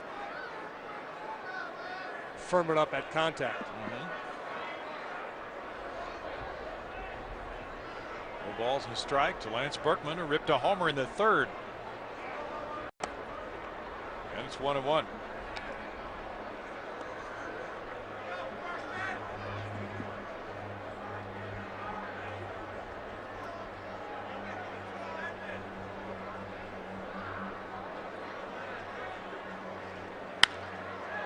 Line drive goes foul. It's 1 ball, 2 strikes. Rematch of the 2005 World Series starting tomorrow night at U.S. Cellular Field as the Astros meet the White Sox. White Sox skipper Ozzie Guillen really attracts a lot of media attention with his remarks. Yeah, he and Gary Sheffield have been very quotable lately. They're both dead wrong, but yeah, but they wind up in print quite a bit. Yeah. I haven't found a whole lot of agreement in what Sheffield said, talking to people in uniform. Sheffield claims that there's more Latin players because Major League Baseball feels like Latin players are easier to control than black players. Yeah. What is this control thing all about? I don't know what that control thing is all about, but the vendor is all right, and that's a good sign.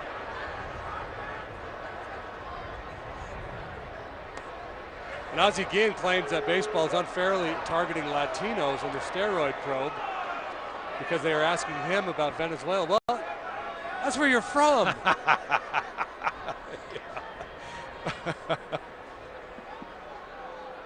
Well, it's June, JD, and you know how it is in baseball. The repetition of the season kind of gets to some people, and they fire off some ridiculous remarks every now and then. Berkman takes a 2-out walk.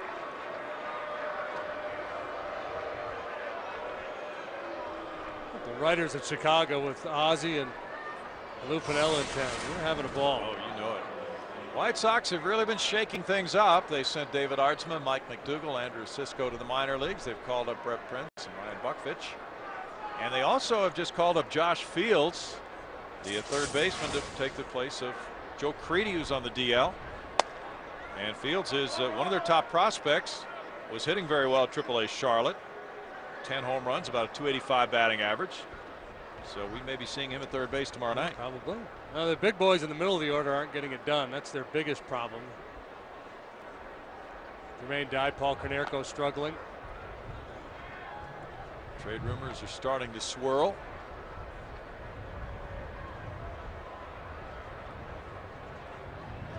And Creedy may be going down for back surgery. He's visiting doctors now and exploring options. Has a problem with 2 discs, 2 balls and no strikes. I believe that will be Mark Burley's 8th try at his 100th career win on Sunday in the finale of the series. John Danks tomorrow night. John Garland Saturday, so the Astros will see 2 lefties in the 3-game series. And they'll get to use a DH. Mark Burley recently lost a game where he allowed no base runners. Pitched a complete game. Never once pitched from the stretch. He allowed no base runners. Yeah, okay, he did, but he didn't. He allowed 2 solo home runs. That's all he allowed. Never worked from the stretch and got beat by Roy Halladay. Wow. Lee backs away, and it's 3-1 to Carlos. He's 2 for 3. 2 runs scored. His stolen base paid off in the 2-run 5th inning. Fogg in 5 innings allowed 11 hits and 6 runs, walking 1, fanning 4. That'll hang for a while on the left side of the infield. Tulowitzki in the 6th inning, no runs, no hits. 1 man left for the Astros. The Astros lead the Rockies 6-2.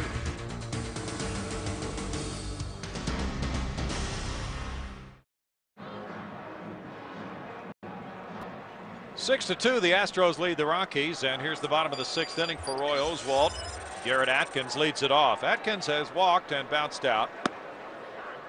Here's strike 1 on the heater from Roy, shooting for win number 7 of the year. Hopp and Tulowitzki to follow. Atkins takes the curveball. The count running to 1-1. 104 wins for Roy Oswalt in his career. Foul back, and it's 1-2. He's lost just 51 with a 3.06 ERA. Trying to make it a 3-0 career record at Coors Field, where his ERA is under 2.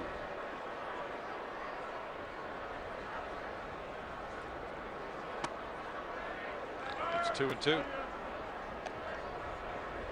Randy Johnson also has won 104 games from 2001 up to the present. He and Roy tied for the lead among active pitchers. Chop to third. It goes foul for Morgan Ensberg. Still a 2-ball, 2-strike count. Atkins having pretty good at bats in this series, but what he had been doing prior was exactly that right there, rolling over on pitches out away from him.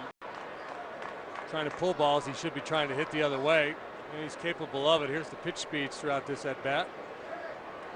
Roy this afternoon's been 88 to 93. From a fair number of sliders, the occasional slow curveball. Doing what he normally does, getting the jumps on the hitters.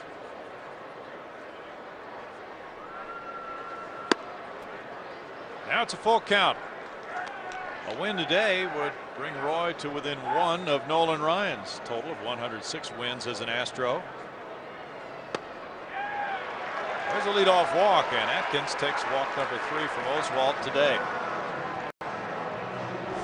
Saturday, June 16th, the Astros play the Seattle Mariners. It's a 6:05 ball game. First 10,000 fans will receive an Oscar Surfer bobblehead courtesy of Coca-Cola and Walgreens. Pictured there, there's Brad catching a wave. Log on to Astros.com for tickets.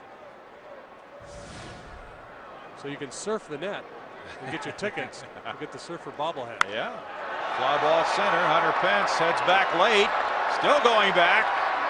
Turning and on the warning track. He hauls it in for a long out, number 1. Brad Hopp sending it back deep. He still had time to recover after he could figure out how deep that ball was going to be. Hopp thought he got it by his body language going down the line, and then his reaction after it was caught. He thought he knocked this one out of the ballpark. Gave it a pretty good ride. Nice play by Hunter Pence. Oh, yeah. What have I got to do? That's 410 feet. Troy Tulowitzki looks at ball one. He doubled and scored in the fourth. He's 1 for 2.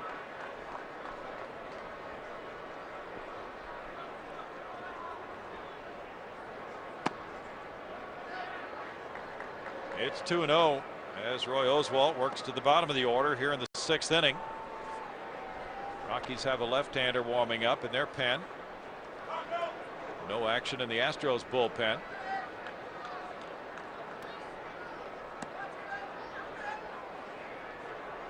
That's Tom Martin again for Colorado. We're having a hard time finding a ball he's happy with. Sometimes you get out there, you get a batch of balls that just don't feel right. They feel big in your hand, or maybe they haven't been rubbed up well enough. Luke Scott heads back into right center. He's at the wall, and that hits the bullpen for a 2-run homer for Tulowitzki. Number 3 for the shortstop of the Rockies. Now it's 6-4 Astros. 25 runs batted in for Tulowitzki. One more than Hunter Pence.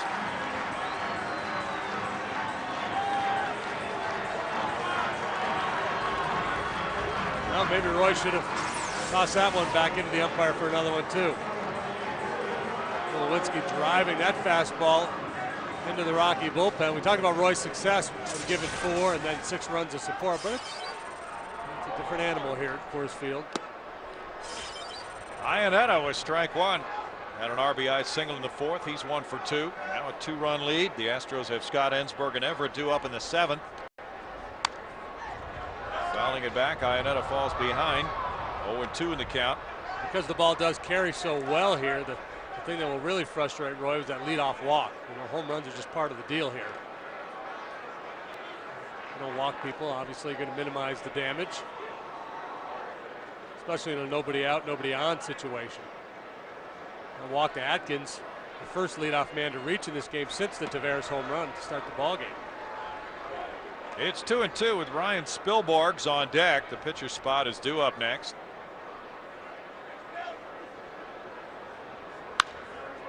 A shot past a diving Berkman is a single to right field by Iannetta, and he is 2 for 3 in this game. And now we get the pinch hitter for Julio, Spilborghs.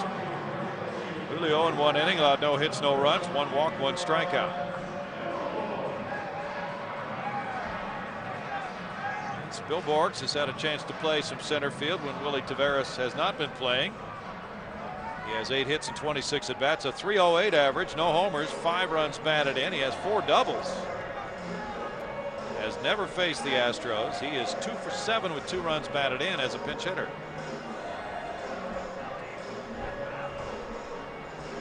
Steve Finley, the odd man out, as Spilborghs came up and contributed, and Finley has been designated for assignment by the Rockies.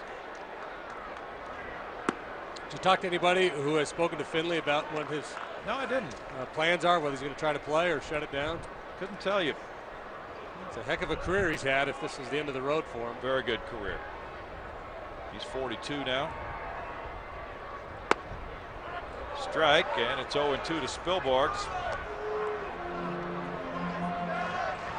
Spilborghs, one of those up-and-coming young Rocky hitters.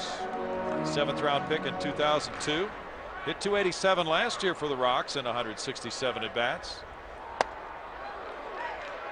It's a 1-ball, 2-strike count to Ryan Spilborghs of Santa Barbara, California. He went to UC Santa Barbara, where he was 2-time All-Big West.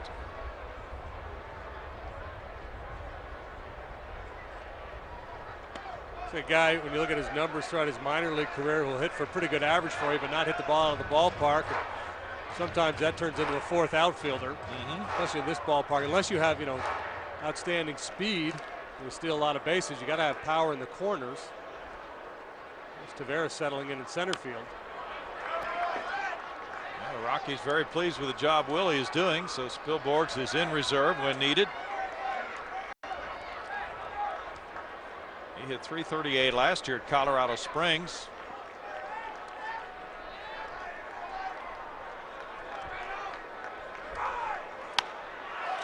Slices that one out of play, keeping the count at 2 balls, 2 strikes. Bulldogs had a pinch double Saturday against Cincinnati. He started 4 games this year, and he's hit all of those 4.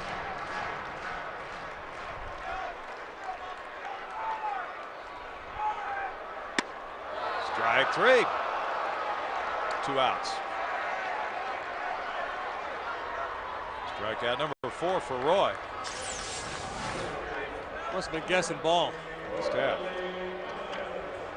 The pitch was there. Roy works so quickly. Sometimes you can tell the hitters they don't get ready. You know, they don't get loaded up, and they can't pull the trigger even on what appears to be a fairly hittable pitch. Willie Taveras bunts. Ensberg bare hands, throws. Safe is the call at first. And Taveras has a bunt single to go with a home run. He's 2 for 4. Now this is the much more predictable play from Willie than was the home run. But I asked some of the Rocky people, what's he doing? Is he dragging? Is he pushing it? And they said basically he's just trying to get it out in front of home plate, out away from the catcher, and then just run like crazy. Not trying to be too fine with it, taking advantage of that very thick infield grass here. That's his 18th bunt hit for the major league leader. No other player has more than 6. Now Adam Everett, Brad Austin is coming in to talk with Roy Oswalt with runners at first and second, 2 outs, and Matsui the batter. Matsui's also a good bunter. He's 0 for 3 in this game. He's grounded back to Roy and then hit 2 fly balls. And he's a key man with Holiday on deck, the way Holiday's been ripping it.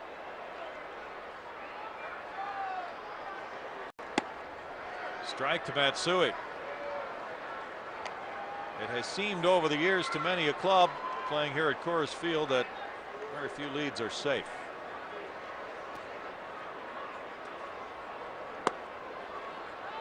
One ball, 1 strike.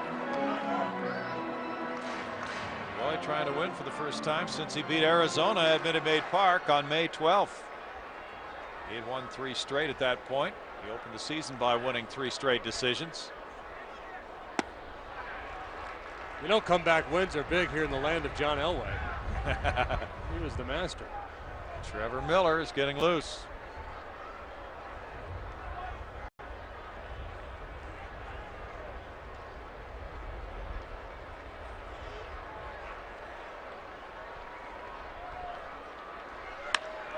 Line to Everett. And that's the way the 6th inning closes, with a ball hit sharply by Matsui. And the Rockies cut the lead to 2 runs, coming up with 2 on 3 hits. The Tulowitzki homer makes it 6-4 Astros after 6.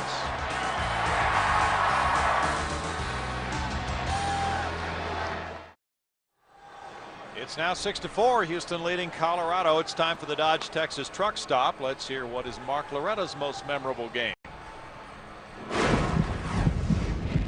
Last year it was a Patriots Day game in Boston. I hit a walk-off home run, my first and only walk-off home run in my career. And it's the day that they have the Boston Marathon going on. It's an early game, and my parents were there. My dad was in the stands, and probably the highlight of my career. Special moment for Mark Loretta. And these fans here at Coors Field have seen 6 innings of baseball so far. They've seen 10 runs, 19 hits. The Astros lead at 6-4. No errors in the game.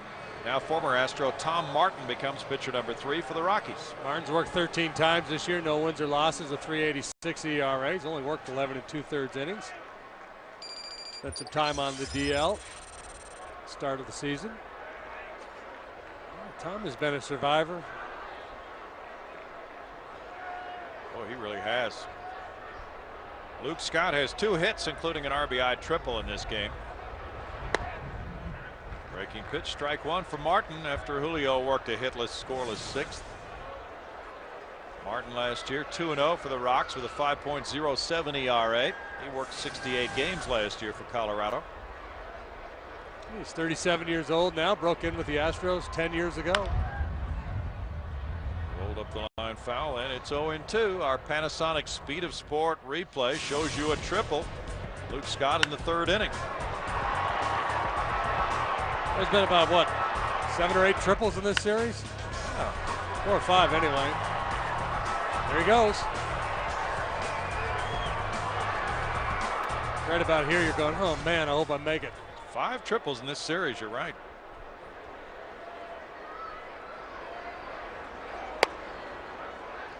One ball and 2 strikes. Tom Martin came up during that 97 season, as you mentioned, as the Astros had a drought between playoff appearances, and he was a contributor as he was in 55 games that year. He had a 2.09 ERA as the Astros went on to the playoffs for the first time since '86. Fly ball right, hop, 1 down. And it's Morgan Ensberg next. Martin faced the Astros just 1 time last year, gave up a pinch homer to Mike Lamb in Houston.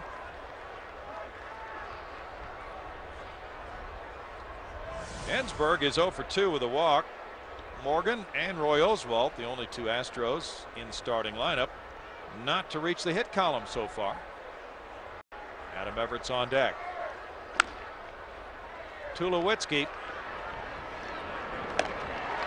2 outs. And now it's Everett. Adam with an RBI on a ground out in the 2nd, scored Luke Scott. Then he reached on an infield hit and came around to score on the Ausmus 2-run double in the 5th.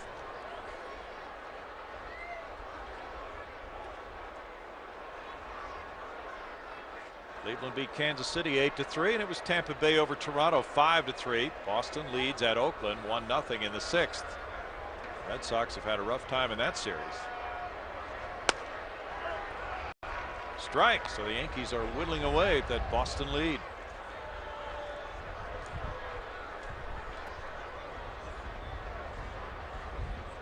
Roger Clemens rejoins the Yankees, is due to start on Saturday. 1 ball and 1 strike.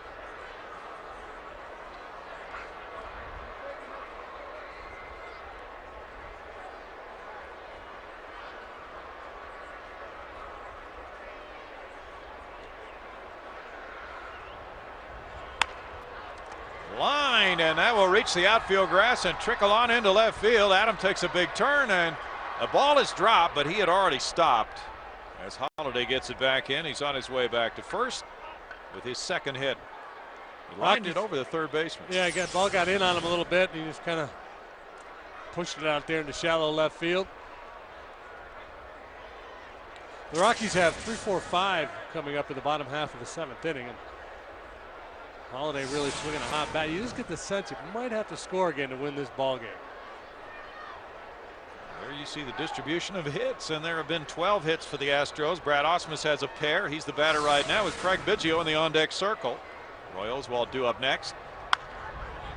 Fly ball, and moving over for it is Hop in right center. Still over for the 3rd out. No runs, a hit, and a man stranded.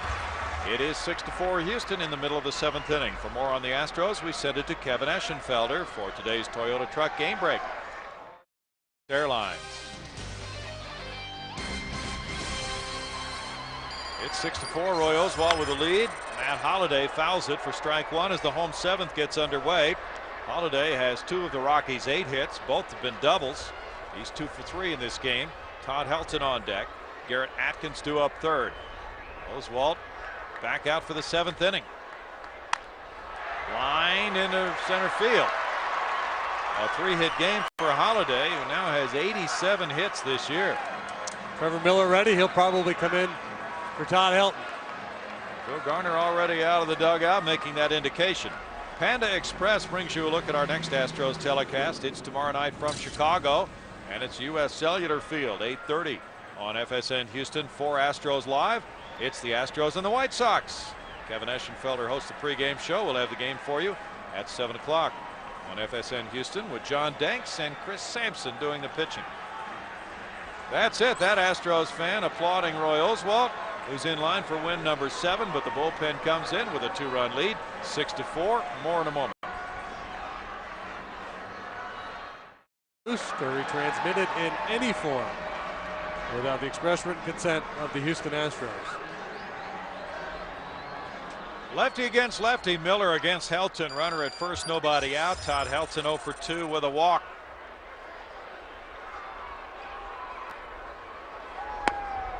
And Miller delivers. It's ball 1 to Helton. Garrett Atkins on deck. Miller came in last night in 1/3 of an inning. He was charged with 2 hits, 2 runs. Helton bounced into a force play against Trevor. It's 2-0. Going into the bottom of the 6th, it was a 6-2 ball game. Phil Garner had Roy Oswalt on the mound. Maybe I can relax a little bit this afternoon, but not going to be the case. So often that is not the case here. Fly ball right field. Scott handles out number 1. So now do you want to go after Atkins with Miller because you got the lefty on deck, or you go Qualls? They're going to go Qualls. Last night, Phil played it the other way, left Trevor in there to get Hop, and Hop hit the 2-run triple. Meanwhile, Manny Corpus is warming up for the Rockies. 6-4 Houston. Back in a moment. Welcome back, everybody. Chad Qualls warming it up, still looking for a great Father's Day gift. Well, celebrate Father's Day at Minute Maid Park on Sunday, June 17th. Bring that out to the ball game. It's a 105 start with the Mariners, and if you're one of the first 10,000 men 16 and older, you'll receive a grill set, compliments of kielbasa. Minute Maid Park is the place to be for Father's Day, so log on to Astros.com for your tickets. Phil Garner used the relievers in this same order last night. Trevor Miller, then Chad Qualls, relieving the starter Woody Williams in the 7th inning. And for the 2nd straight game, that is the pattern. Last night, Qualls, in 2/3 of an inning, allowed 2 hits, no runs. Gave up an RBI single to Troy Tulowitzki and another hit to Torey Alba. There you see his numbers for the year. Been a little bit of a downslide in recent days.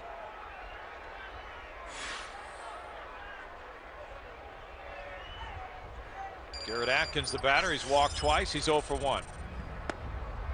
He takes strike 1. Trevor Miller retired Helton, the only man he faced. Brad Hop is on deck. Chad Qualls is a very valuable man in that bullpen, of course. One of the better setup guys in the league the last couple of seasons, but he's really important too because the Astros have just that one lefty. Because of his sinker, he's very effective against left-handed hitters. So you can make this move here to get the righty-on-righty advantage you're looking for and still feel you had a good chance against the left-handed hitter Hop, who's on deck. Of course, you get the double play ball here and renders that moot.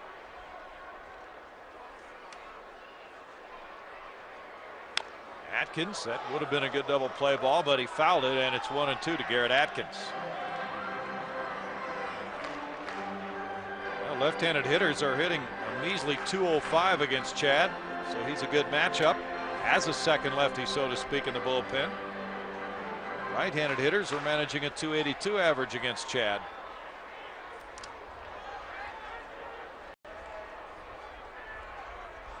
And he checks the runner. Holiday with a throw. Atkins is 0 for 4 in his career against Qualls.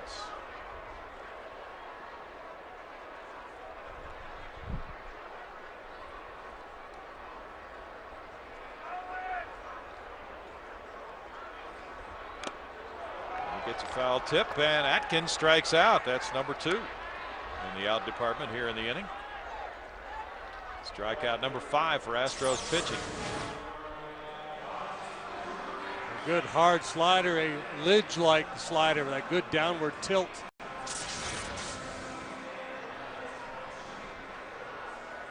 Brad Hop is 0 for 3, but he hit a deep drive caught by Hunter Pence about 410 feet away in the 6th inning. Qualls delivers strike 1. 3rd straight day that Chad has worked through 14 pitches in yesterday's ball game, 11 the night before, so he hasn't really been taxed, but probably earned himself a day off for tomorrow. Yeah, he had 4 appearances last week. 1 ball, 1 strike, and this is number 3, well, number 4 of this week, actually. And Phil Garner was asked about staying with Woody Williams last night as he brought him back out for the 7th inning, and one reason was to try to save the guys in the bullpen like Chad Qualls. So the appearance is starting to pile up. 1 ball and 2 strikes, and that does affect the manager's thinking. The Breakdown of the pitches thrown in the last 7 days for Chad. You see working both Tuesday and Wednesday. Monday was the off day. Worked on Sunday. Friday worked hard, 24 pitches in that game against the Redbirds. And I think, Phil, he's always kind of gives you that sense that he's not really comfortable with the 11-man pitching staff, willing to try it and see how it goes. But he's much more comfortable when he's got 12, so he's going to ask a little bit more out of his starters.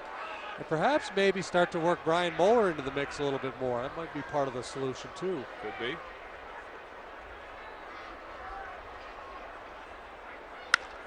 Line to center field. Pence over to play it on one bounce.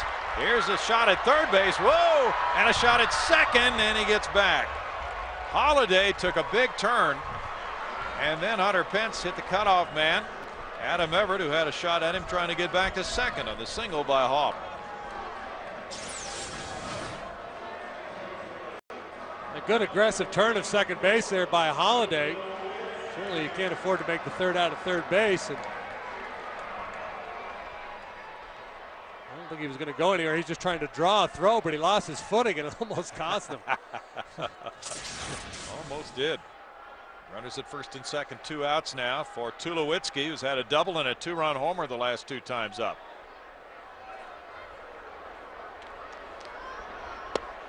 He lays off the slider, ball one. Tulowitzki had that RBI single to right last night off Qualls. It looks like he hits the ball the other way pretty well.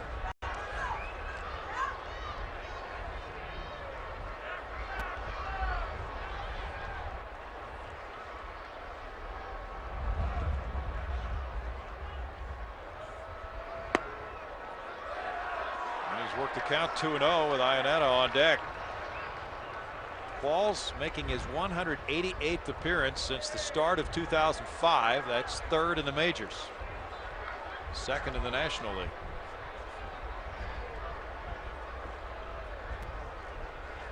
A dangerous pitch coming. Just a good low strike is what you're looking for here from Qualls. Get it, baby. 2-1.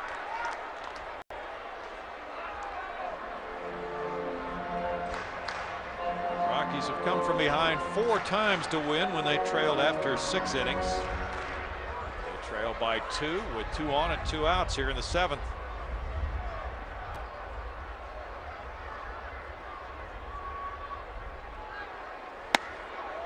Upstairs for ball 3. Well, he's had a tight zone up and down today. A little leeway down, I guess, but there've been a number of pitches like that. Look like they're certainly in the strike zone, but he's called them high. He's been consistent, though.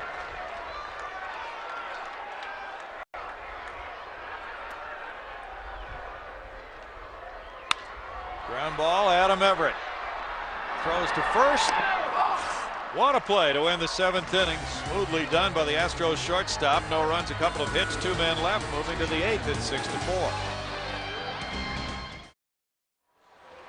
6-4, the Astros leading the Rockies. Our Jack-in-the-Box standings show you the National League West, which has really been a good-looking division. The Padres and Diamondbacks tied for the lead.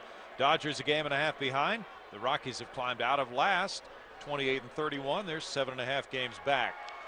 Everybody playing a winning baseball in recent days, but the Diamondbacks really got it going on. 9 out of their last 10, but they've only been able to gain 1 game because the Padres have been red hot as well. Clint Hurdle waited until Craig Biggio was announced as the pinch hitter for Chad Qualls. Now he's making his move to Manny Corpus. We'll be back with that matchup in a 6-4 game in the 8th inning right after this. Craig Biggio's the pinch hitter for Chad Qualls. Manny Corpus in the game for Colorado. And there's strike 1 to Biggio, leading off the 8th inning with the Astros up by 2, 6-4. Corpus pitched Tuesday night in the opener of this series. He allowed a 2-run homer to Luke Scott after hitting Carlos Lee with a pitch. It's 1 ball, 1 strike. Let's check the progress on Manny Corpus in 2007. He's having a nice season. He works from that low 3/4 arm delivery. He's been on the mound now 30 times, 2-2 record, and a 3.10 ERA. League hitting just .216 against him. Got good life on the heater. Good changeup, the slider. That's a swing, and it's 1-2. Tom Martin in one inning allowed one hit, no runs. Biggio at 229 with 3 homers, has 17 runs batted in, 1 for 9 in this series. 21 hits away from 3,000. Willie Taveras has swung around to left center. Strikeout, 1 out. Biggio 0 for 2 pinch hitting this year now, and it's Mark Loretta next. A little bit of a crossfire delivery. He drops that arm down a little bit, and that's tough for a right-handed hitter to keep that front side in. So even though the pitch location wasn't particularly good, a slider that was up over the plate, Craig pulling off of it. Astro hitters had not seen much of this guy. That works to his advantage. Mark Loretta's 1 for 4. Tuesday night was the first time he had faced the Astros. Loretta takes ball 1. Corpus, 24 years old, from Panama City. Teammate of Carlos Lee on that Panama team in the World Baseball Classic. And he hit Lee up around the left shoulder with that pitch. 2 balls, no strikes, and he left the ballpark before anybody could interview him after that game. But apparently has since said that there was no bad blood between him and Lee from that experience. But both benches emptied.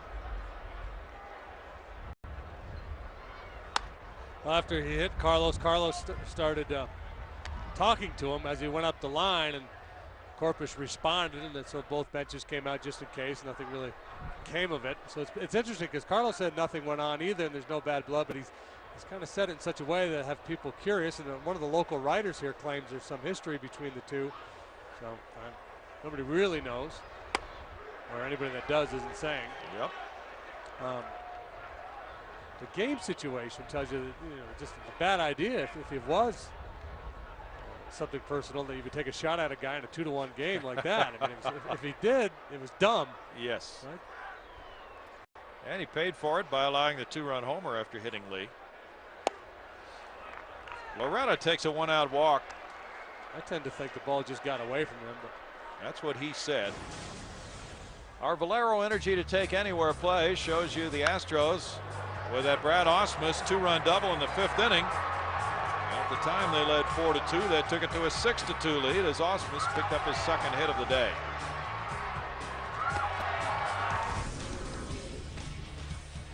Hunter Pence also has 2 hits. He's 2 for 4. A double and an infield hit. Lance Berkman's on deck. Corpus has given up 7 earned runs in his last 9 innings.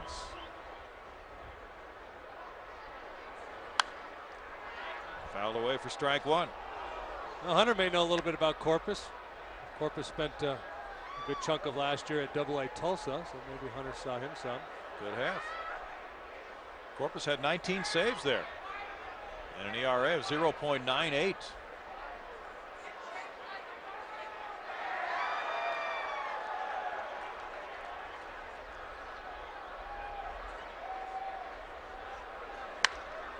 Lined up the right field line, foul. No balls, 2 strikes. Corpus has fit in very nicely to that late inning setup role. He has 13 holds.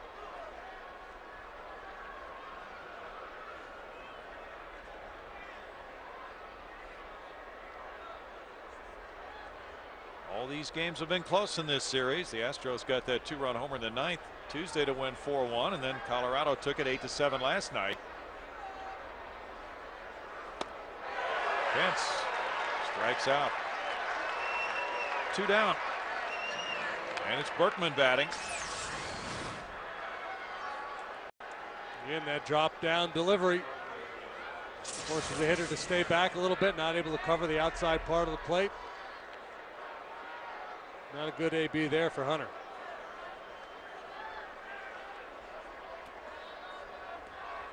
Lance Berkman hit a 2-run homer in the 3rd. He walked in the 6th inning.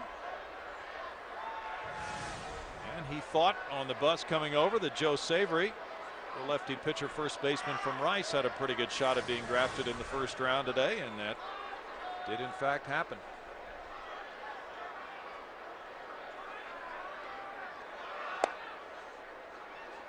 ball one. Rice and Texas A&M this weekend. That should be a most interesting super regional.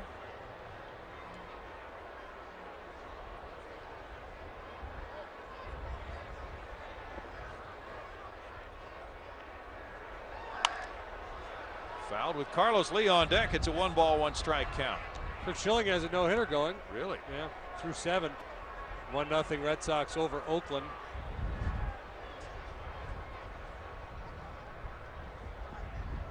Joe Blanton working for the A's. Well, he's been relieved now.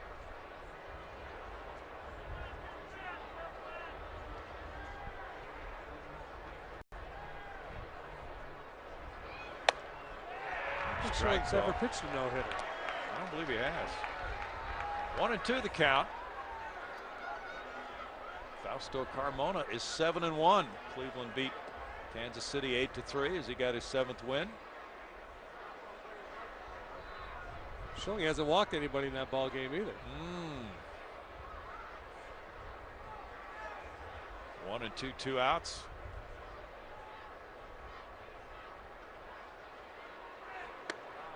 Two balls, 2 strikes to Berkman. Lance is a .363 career hitter against Colorado. Rich Hill goes for the Cubs tonight in Atlanta. Chuck James will be pitching for the Braves. Phillies and Mets finish their series. Cole Hamels and John Maine with a good matchup tonight. Line to Matsui. And in the 8th inning, it's no runs, no hits, and a man left. It's 6-4 Houston.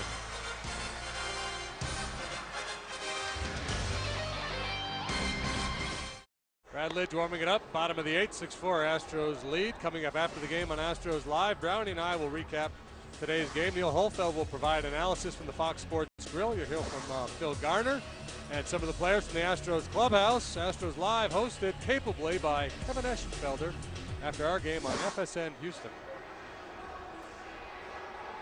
Now it's Brad Lidge coming in with a 6-4 lead for the Astros in the bottom of the 8th inning. He pitched again last night, and this is 3 for 3 for Brad in this series, as the Astros bullpen really comes in for a heavy pattern of use. Lately, he's 2-1 and a 2.51 ERA. Scoreless inning of work last night, 9 consecutive scoreless for Brad Lidge.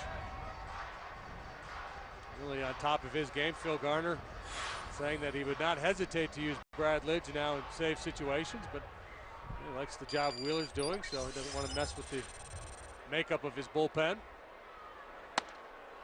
His first pitch to Chris Iannetta comes in tight for ball 1. Iannetta is 2 for 3 with an RBI.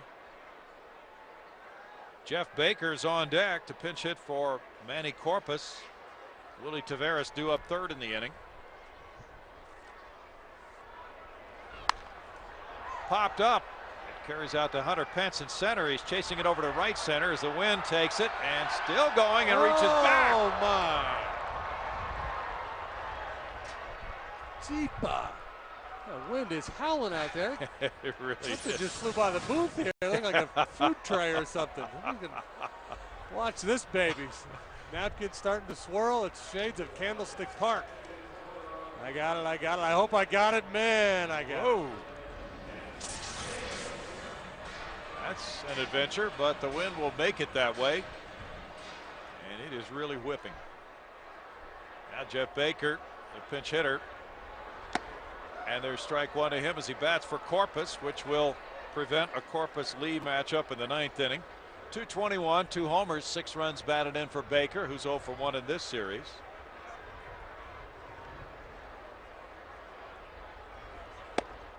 Baker's late on that one, and he's behind in the count, 0-2 now.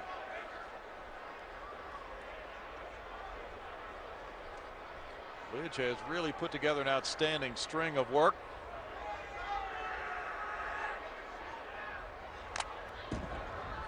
Baker swings a little long. I think they can beat him with a heater. Josh Fogg was the starting pitcher today. It's windy, so we've got weather on our mind.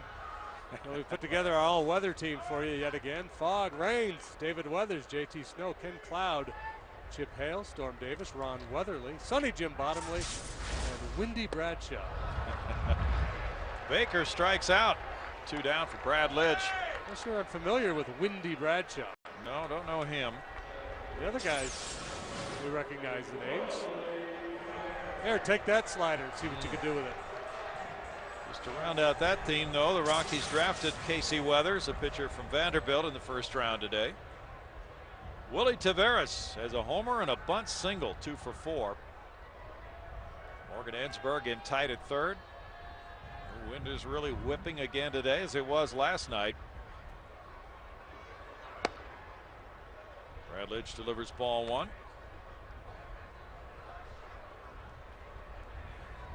Lidge has a 0.51 ERA in his last 16 outings, giving up 1 earned run over 17 2/3 innings. Showing no ill effects of all the work he's getting. He's still very crisp, throwing hard. Matter of fact, really benefiting, I think, from all the work. He's been very sharp. Chilling no-no, good through 8 innings now. Oh, that Oakland club has really been banged up this year. 2-1.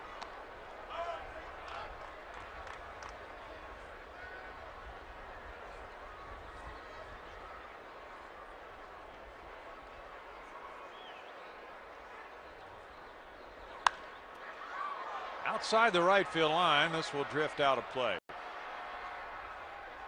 2 balls, 2 strikes to Willie Teet. The Astros have Lee, Scott, and Ensberg due up in the 9th.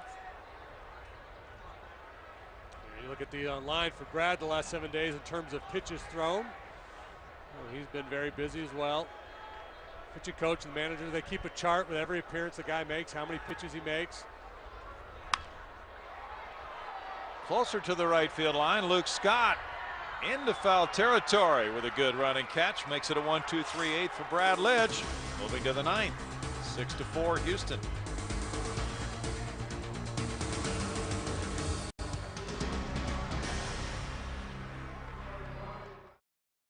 It's Houston 6, Colorado 4. After 8 in Colorado, the Astros' upcoming schedule is brought to you by Progressive Insurance. Tomorrow in Chicago against the White Sox, it's Chris Sampson and John Danks pregame show at 6:30 on FSN Houston, and then Saturday on Big Fox Channel 26 in Houston. You have the matchup at 2:55, Sunday at 1 o'clock, and then at Chicago for one more day, but against the Cubs on Monday at 7. That one is on the Astros television network. Who's JJ? I was wondering that myself. Jeremy Affeld's 2-1 with a 3.18 ERA. Oh, Jason Jennings. Yeah. We got to get used to that. We haven't seen it referred to that way graphically, have we? Is that his nickname?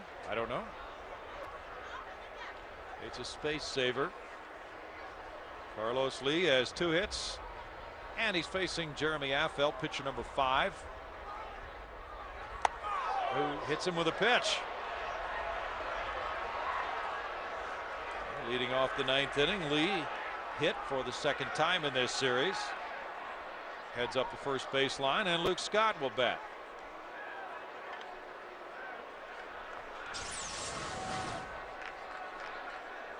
Just clips him with that running fastball. Cutting action from the left-hander. Won't even leave a mark. That's the 4th time Carlos has been hit this season. Luke Scott with a single and RBI triple, 2 for 4, with Morgan Ensberg on deck. And he looks at ball 1 from Jeremy Affeld. He was traded to the Rockies over the winter by Kansas City, or during last season rather. Affeld is from Phoenix, 28 years old. 1 ball, 1 strike. Kansas City drafted him in the 3rd round in '97.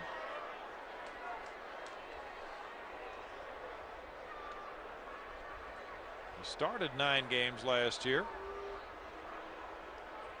but primarily has been a reliever in recent seasons. 2 balls and a strike.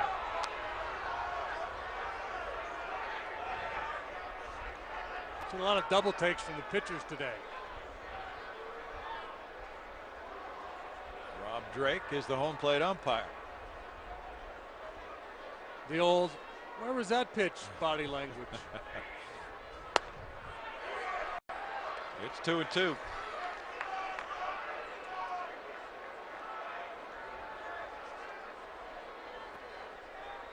Affeldt, of course, playing for the Royals, and they've had some awfully bad teams while he was there, so he probably heard he was being traded. Probably that's a good thing. Then he found out he was coming to Coors Field. Maybe not such a good thing. Strikeout, 1 out.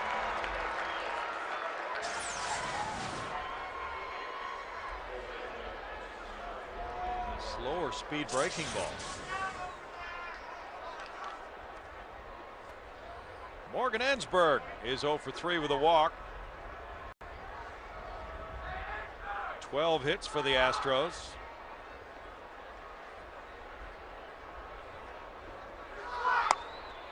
And there's ball 1 to Ensberg, trying to join in that hit column. All the other 8 starting position players are in there with at least 1 hit so far.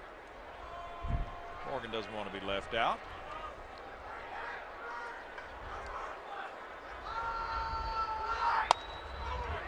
Well, that would have been a good one to attack. 1-1. Affeldt has really done well against lefty hitters. 174. Right-handed hitters are hitting 255 against him.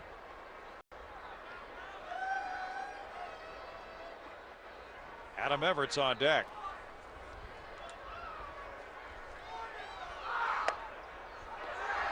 It's 1-2. Morgan taking long looks down at third base coach Doug Mansolino. I can't imagine what he's looking for. If Carlos runs, he just runs on his own anyway. Maybe just out of habit. Could be. Breaking pitch blocked, and it's 2 balls, 2 strikes. Affeldt has not given up a long ball this year in 23 innings, and going back to last year, 33 innings without surrendering a homer. And by golly, he's due. He really is due.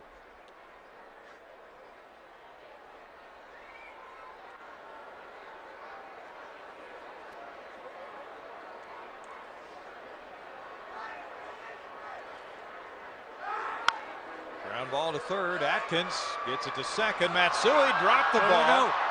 He got the out. Lee is forced at second base for out number 2, but Matsui dropped the low throw.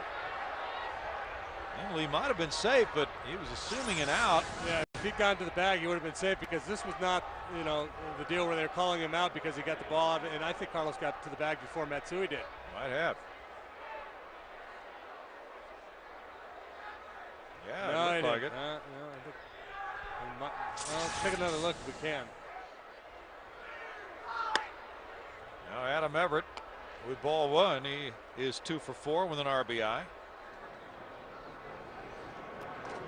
But Carlos saw the throw on its way, and he slowed down.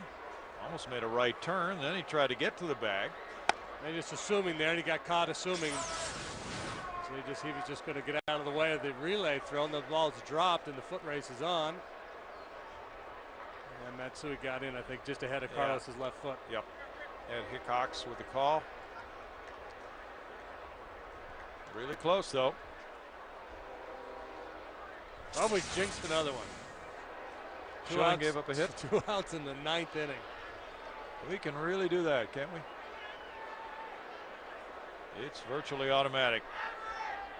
If we talk about a no-hitter, it's gone. There'll be a lot of hits on Schill's blog tomorrow. Get his perspective on that one. 3 balls, no strikes. Shannon Stewart broke it up. 3-1 to Everett. Ausmus on deck.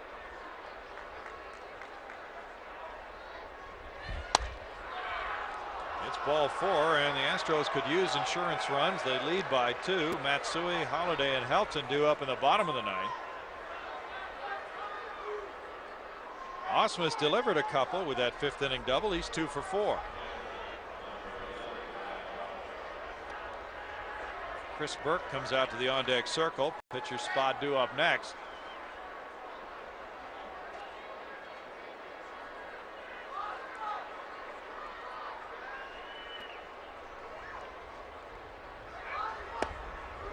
Strike to Ausmus.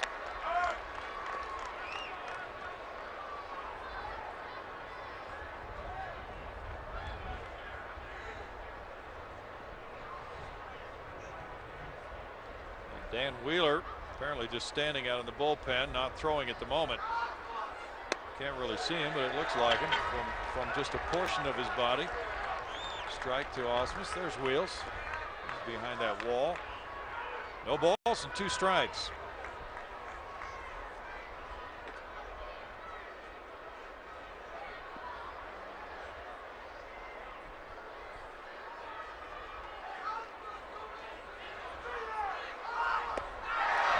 Is down on strikes in the 9th inning. No runs, no hits, a couple of men left.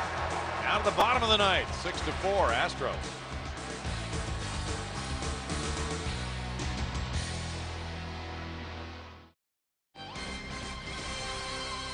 It's 6-4. The Astros lead it. And now Dan Wheeler, the closer, comes in for the bottom of the 9th inning. Matsui, Holiday, and Helton are due up for the Rockies. As Wheeler takes over, Brad Lidge worked a spotless 8th with 1 strikeout. And so far so good from the Astros bullpen this afternoon. Wheeler picked up a save, his 10th in game 1 of this series Tuesday night, a 1-2-3 9th inning.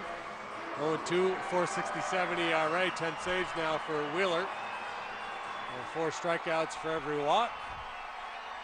That save last time out coming after a couple rough outings against the Cardinals where he gave up 3 runs in back-to-back appearances. It's Matsui 0 for 4 leading it off. Ensberg's on the grass at 3rd. All the infielders shortened up for Matsui. Showing bunt, he takes ball 1.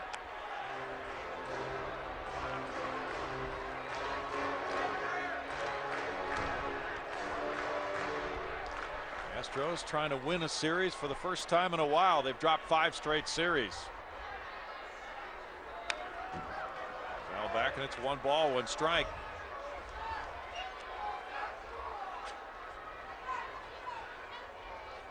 Wheeler has a career high with those 10 saves this year. He had 9 last year. His only blown save was when he was still a setup man. Strike makes it 1-2.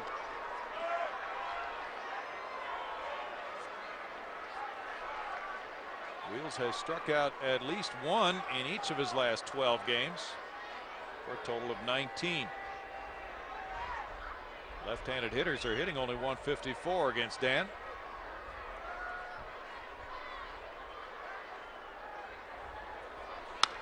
Matsui with a line drive. Carlos Lee in, but it loops in for a hit. He takes a big turn. He's going to second. Here's the throw. He's safe. A double for Matsui. His 5th. The Rockies just looking for some traffic in front of their big boppers. They got it with Matsui. A certain amount of risk going for 2 here. But he does take the double play away from the Astros now. Had to come in hard to beat that throw. It's the kind of play you could jam your ankle on.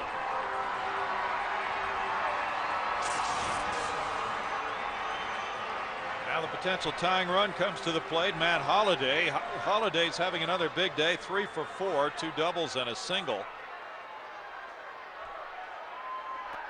Todd Helton's on deck.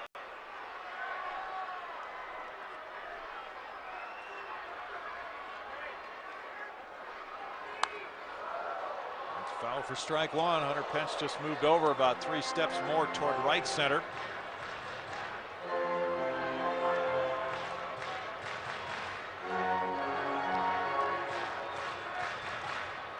Holliday's reached base in 8 of his last 9 plate appearances. On base 5 times yesterday. 3 hits, a couple of doubles.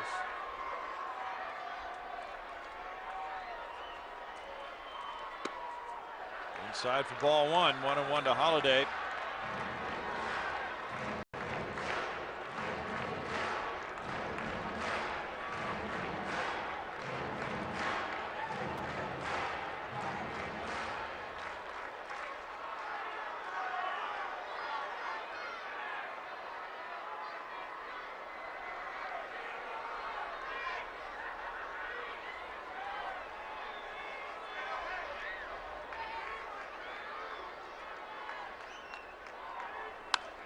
Holliday fouls it. It's a ball and 2 strikes.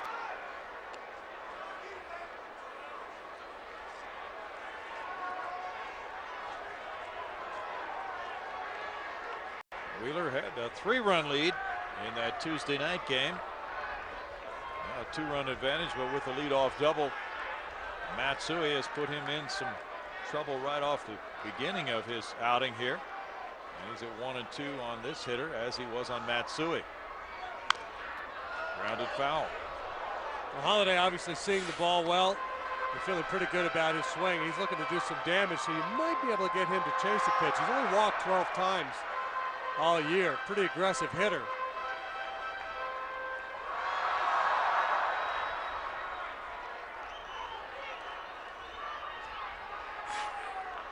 Wheeler's 0-1 in his career against the Rockies with 1 save and a 2.92 ERA. Osmer stops that one in the dirt. It's 2 balls, 2 strikes.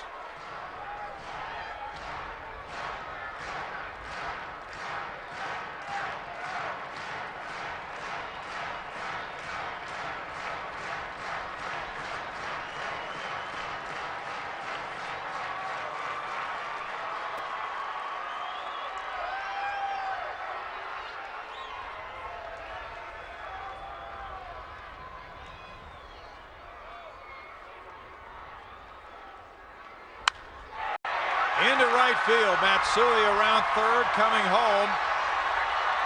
And the throw goes into second. It's now a 1-run lead. 6-5.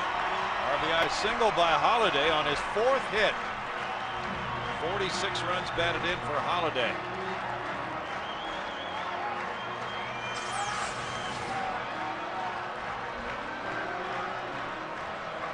Shoots the ball the other way on a fastball that was up and away.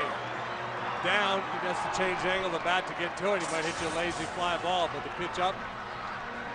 Swing stayed on plane, solid line drive single. Good play by Scott, just disregarding the base runner, scoring and keeping that tying run out of scoring position. Todd Helton's the batter. Helton 0 for 3 with a walk. I'm not sure if that's good news or not, the fact that Helton's 0 for 3. Garrett Atkins on deck. Helton had 2 triples and back-to-back at bats Tuesday night. 0 for 5 last night. 0 for 3 in this game. Helton's a career .343 hitter against the Astros.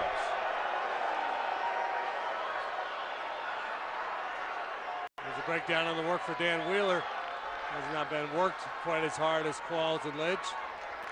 Pitching yesterday's ball game, worked hard on Sunday against the Redbirds. 34 pitches. Line drive, Carlos Lee moving in, and it gets out of his glove and flips back toward the infield. And Holiday goes to third on a hit by Helton. Lee got there, got a glove on it, but then like a high-rise Cessna, it came flipping out of there. Didn't get a very good read on that ball, a little bit of a hesitation.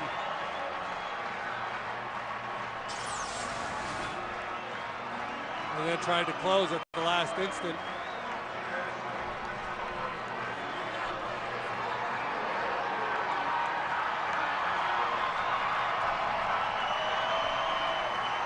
Holiday goes first to third on a hit by Helton. 13 hits for the Rockies. Phil Garner's coming out now. With Atkins the batter, runners at first and third, nobody out.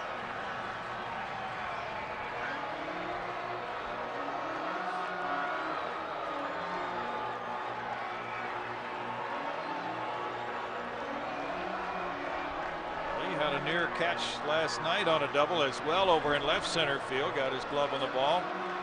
So now the Rockies down by 1. Have Atkins 0 for 2 with 2 walks. With that runner at third, the tying run, and nobody out. And Brad Hopp on deck. Infield in.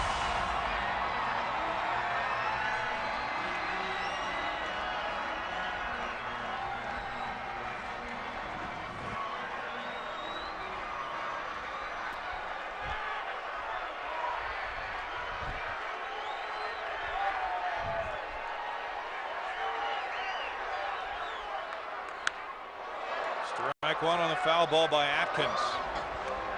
Phil Garner doing everything he can to prevent this tying run from scoring. He's already used Qualls, he's used Lidge, He's got his closer in there, Wheeler. He doesn't want to play for extra innings here and get into a long extra inning affair or even an extra inning affair of any kind. So he's doing everything he can to cut off that tying run. The risk, of course, with that infield in, it makes it easier to move the go-ahead run into scoring position with a base hit. 1-1 to Atkins.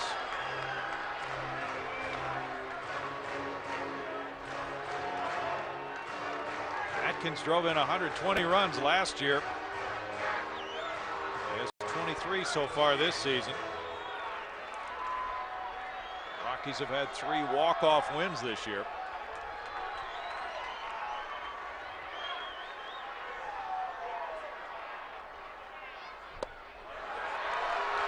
Two balls, 1 strike. Hop on deck with Holiday at third. Helton at first. A double and 2 singles here in the 9th inning. And the Rockies knocking on the door.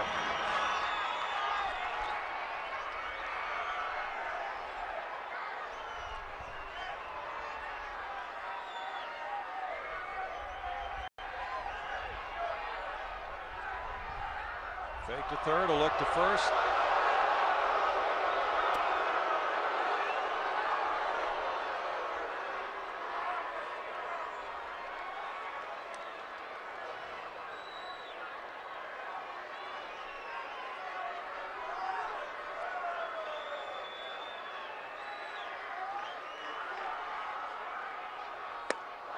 Swing and a miss by Atkins. Takes the count to 2-2. Punch out here would be huge. Dan Wheeler's got to be thinking strikeout. Good slider there. Again, pulling off of it a little bit. That's what Atkins had been doing prior to the Astros coming to town, pulling off a lot of balls.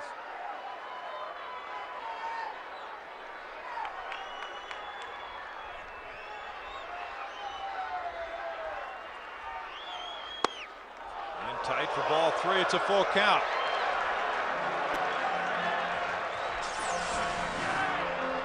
Trying to get the inside corner.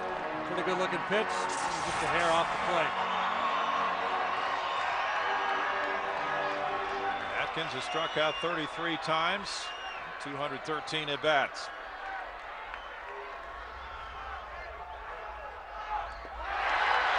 The bases are loaded with nobody out for Brad Hawk. Overthrew a slider there, trying to get the swing and a miss.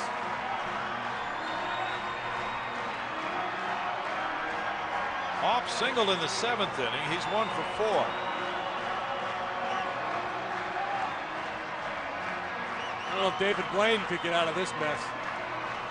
Pinch runner at second base, Jamie Carroll for Helton.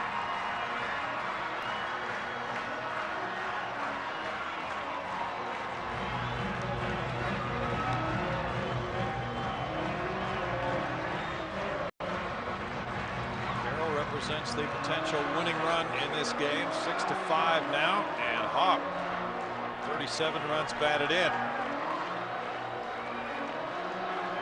Tulowitzki's on deck.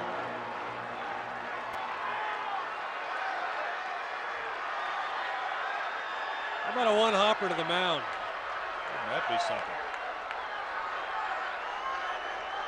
Triple play ball. Strike for Hawk. How wild would that be? A triple play to end the game. With the infield in, I'm trying to imagine the scenario. It is hard to figure how that could happen.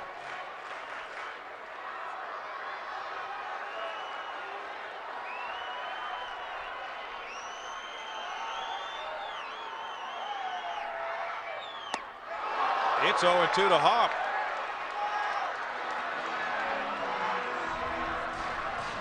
Holiday, Carroll, the pinch runner. Atkins, the base runners, nobody out. A 1-run Houston lead. Well, all 3 of these games have been dandies. Rockies come into Houston at the end of this month for a 4-game series.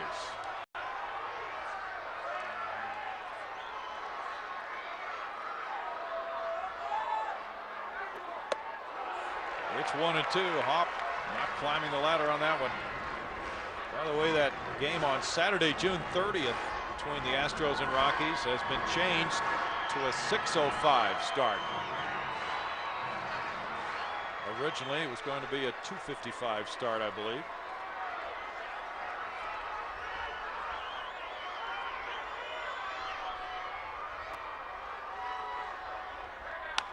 Fly ball right field. Scott with a runner tagging at third, coming in for the catch. He fires home. Holiday coming in. And the Rockies get a sacrifice fly from Hawk to tie it 6-6, and Carroll goes to third.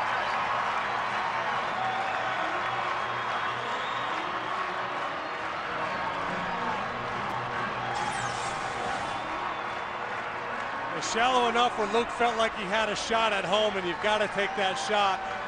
You know, there's a price to be paid for it because Carroll moves to third base now with just one out.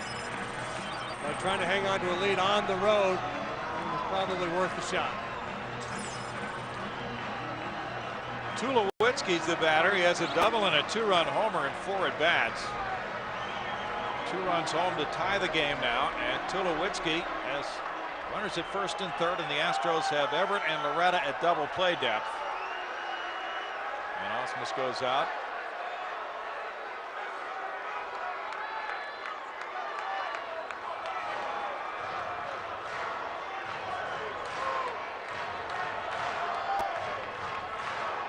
Seven out of 13 times Tulowitzki has driven in the runner from third with less than 2 outs. We're going to see if he's willing to get himself out here. They're going to appeal the tag at third base.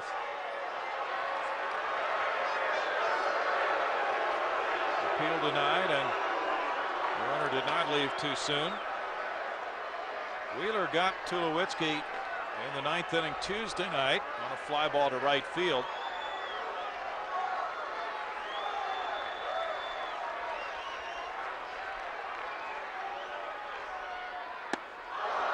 Strike to the rookie shortstop with Iannetta on deck.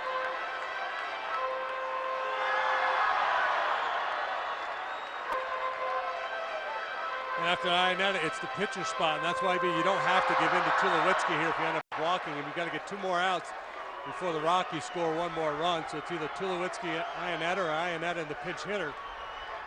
Some combination thereof. Oh, he's cranking. That pitch was out of the zone, and it's 0-2 on Tulowitzki. Big swings, trying to drive in that game winner. First full year in the big leagues, trying to be a hero. I'll take a couple shots out of the strike zone here now for sure.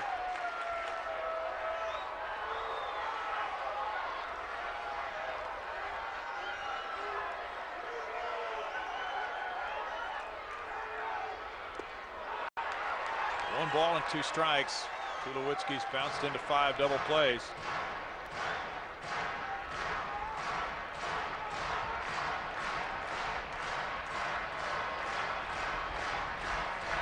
Closer Brian Fuentes is getting loose for the Rockies in their bullpen, with the possibility of extra innings.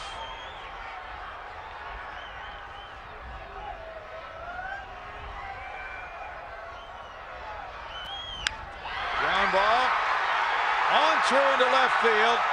Carroll scores, and the Rockies win in their final at bat.